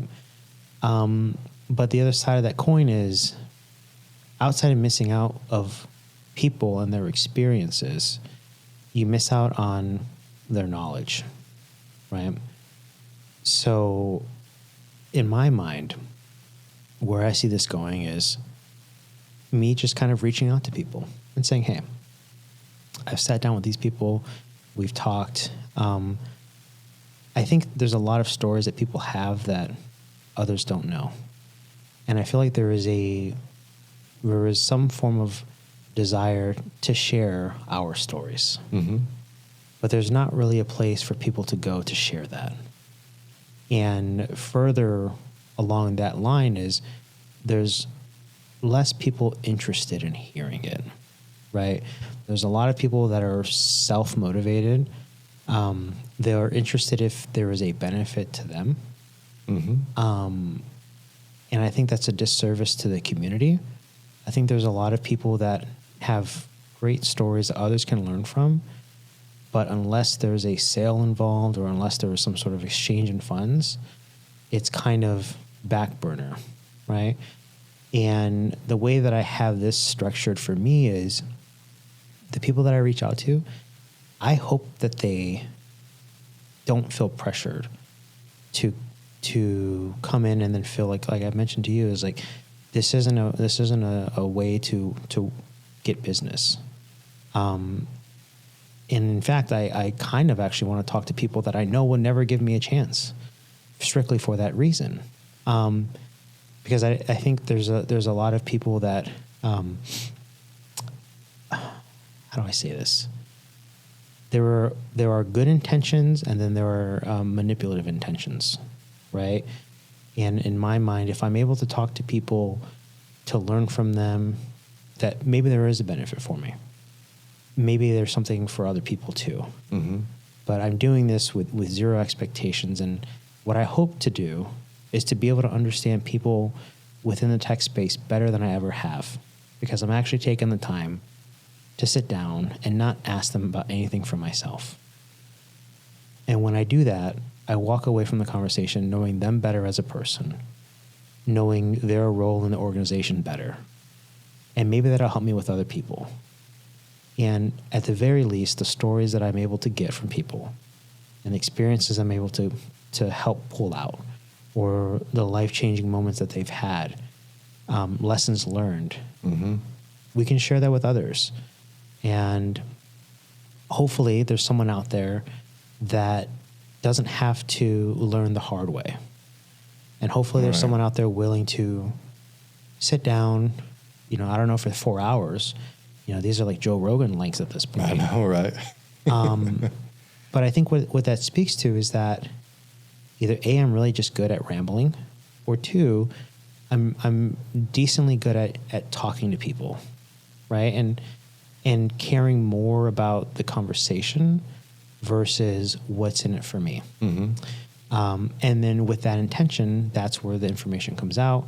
People get to learn. And, ideally, when my daughter said, hey, my dad has a YouTube channel, like, it doesn't just end there, right? I can go to an event and people say, hey, Fern, I don't even know who they are. And they say, hey, man, I really like what you're doing. Like, I love the episode with Chris, right? I didn't know anything about Chris. And I appreciate you taking the time to hear his story. And I pulled out these nuggets from that conversation that otherwise I may not have ever had, right? So the benefit is more so for the people that take the time to listen. Where this goes, who knows? I mean, I was talking to my friend, Josh, and he was talking about buying even more expensive cameras and building out more studios in here just to maybe even bring in more people more often, or have it for other people to use potentially, right? Like 8K cameras is what he wants to do now. I don't know where it's going to go, but what I do know is that I would have never taken the time, for selfish reasons, and I can admit that, to sit down with someone that had zero benefit to me financially. And, I'm not ashamed to admit that. I think I'm willing to admit it, but that's that's what happens when you work in a corporate environment where you are incentivized for one thing and one thing only, which is to sell. Mm-hmm. So by any means necessary. So however you sell is how you sell. And when you're chasing a number, it's really hard to sit down and talk to people because you have to feed your family. Right? Things are different now. I'm still working on feeding my family. You know, they might have a box of cereal tonight since I'm not there, but I don't have the same guardrails around my life or my time. And, you know, not that I'm old or dying soon, but I think I get more enjoyment out of talking to people on a human level than I have more fun doing that than I ever had doing anything else. So what I hope is, I guess I still get to do what I enjoy, mm-hmm. which is, you know, the tech sales part of it, you know, helping people, you know, fight against the bad guys on, you know, that are just overcharging their clients and things like that. But also kind of talking to people that have things to teach me and investing the time in people. Mm-hmm. And that's that. So I guess from a rambling, you know, hopefully I was able to answer the question, but I think hopefully you got at least the gist of maybe where my motivations come from is less about myself, more about having a vehicle for people to share stories that otherwise they might not get to. And ideally impacting it, you know, that can share some nuggets that the audience or someone can pick up and have an impact or a awareness or something brought to them. The way I see it is if I'm able to talk to someone for a few hours and say 100 people watch it, you know, 3 hours at 100 people, that's 300 hours of information that got shared to the world. And I think there's a lot of stories that people have around failure, around imposter syndrome, around just different emotions in business that they don't really have an outlet to explore other people in a similar circumstance, mm-hmm. right? And I think there's a lot of the humanizing that goes with it, where you get to hear someone that, you know, you might look up to in the tech world and say, you know what, man, Chris's story is one that I really liked hearing, but I also pulled some things from him that I hadn't thought about before. And if there's at least, you know, one person that can do that, then I think I've done what I've set out to do. Right. And if that doesn't happen, well, I guess I just have to get better at this.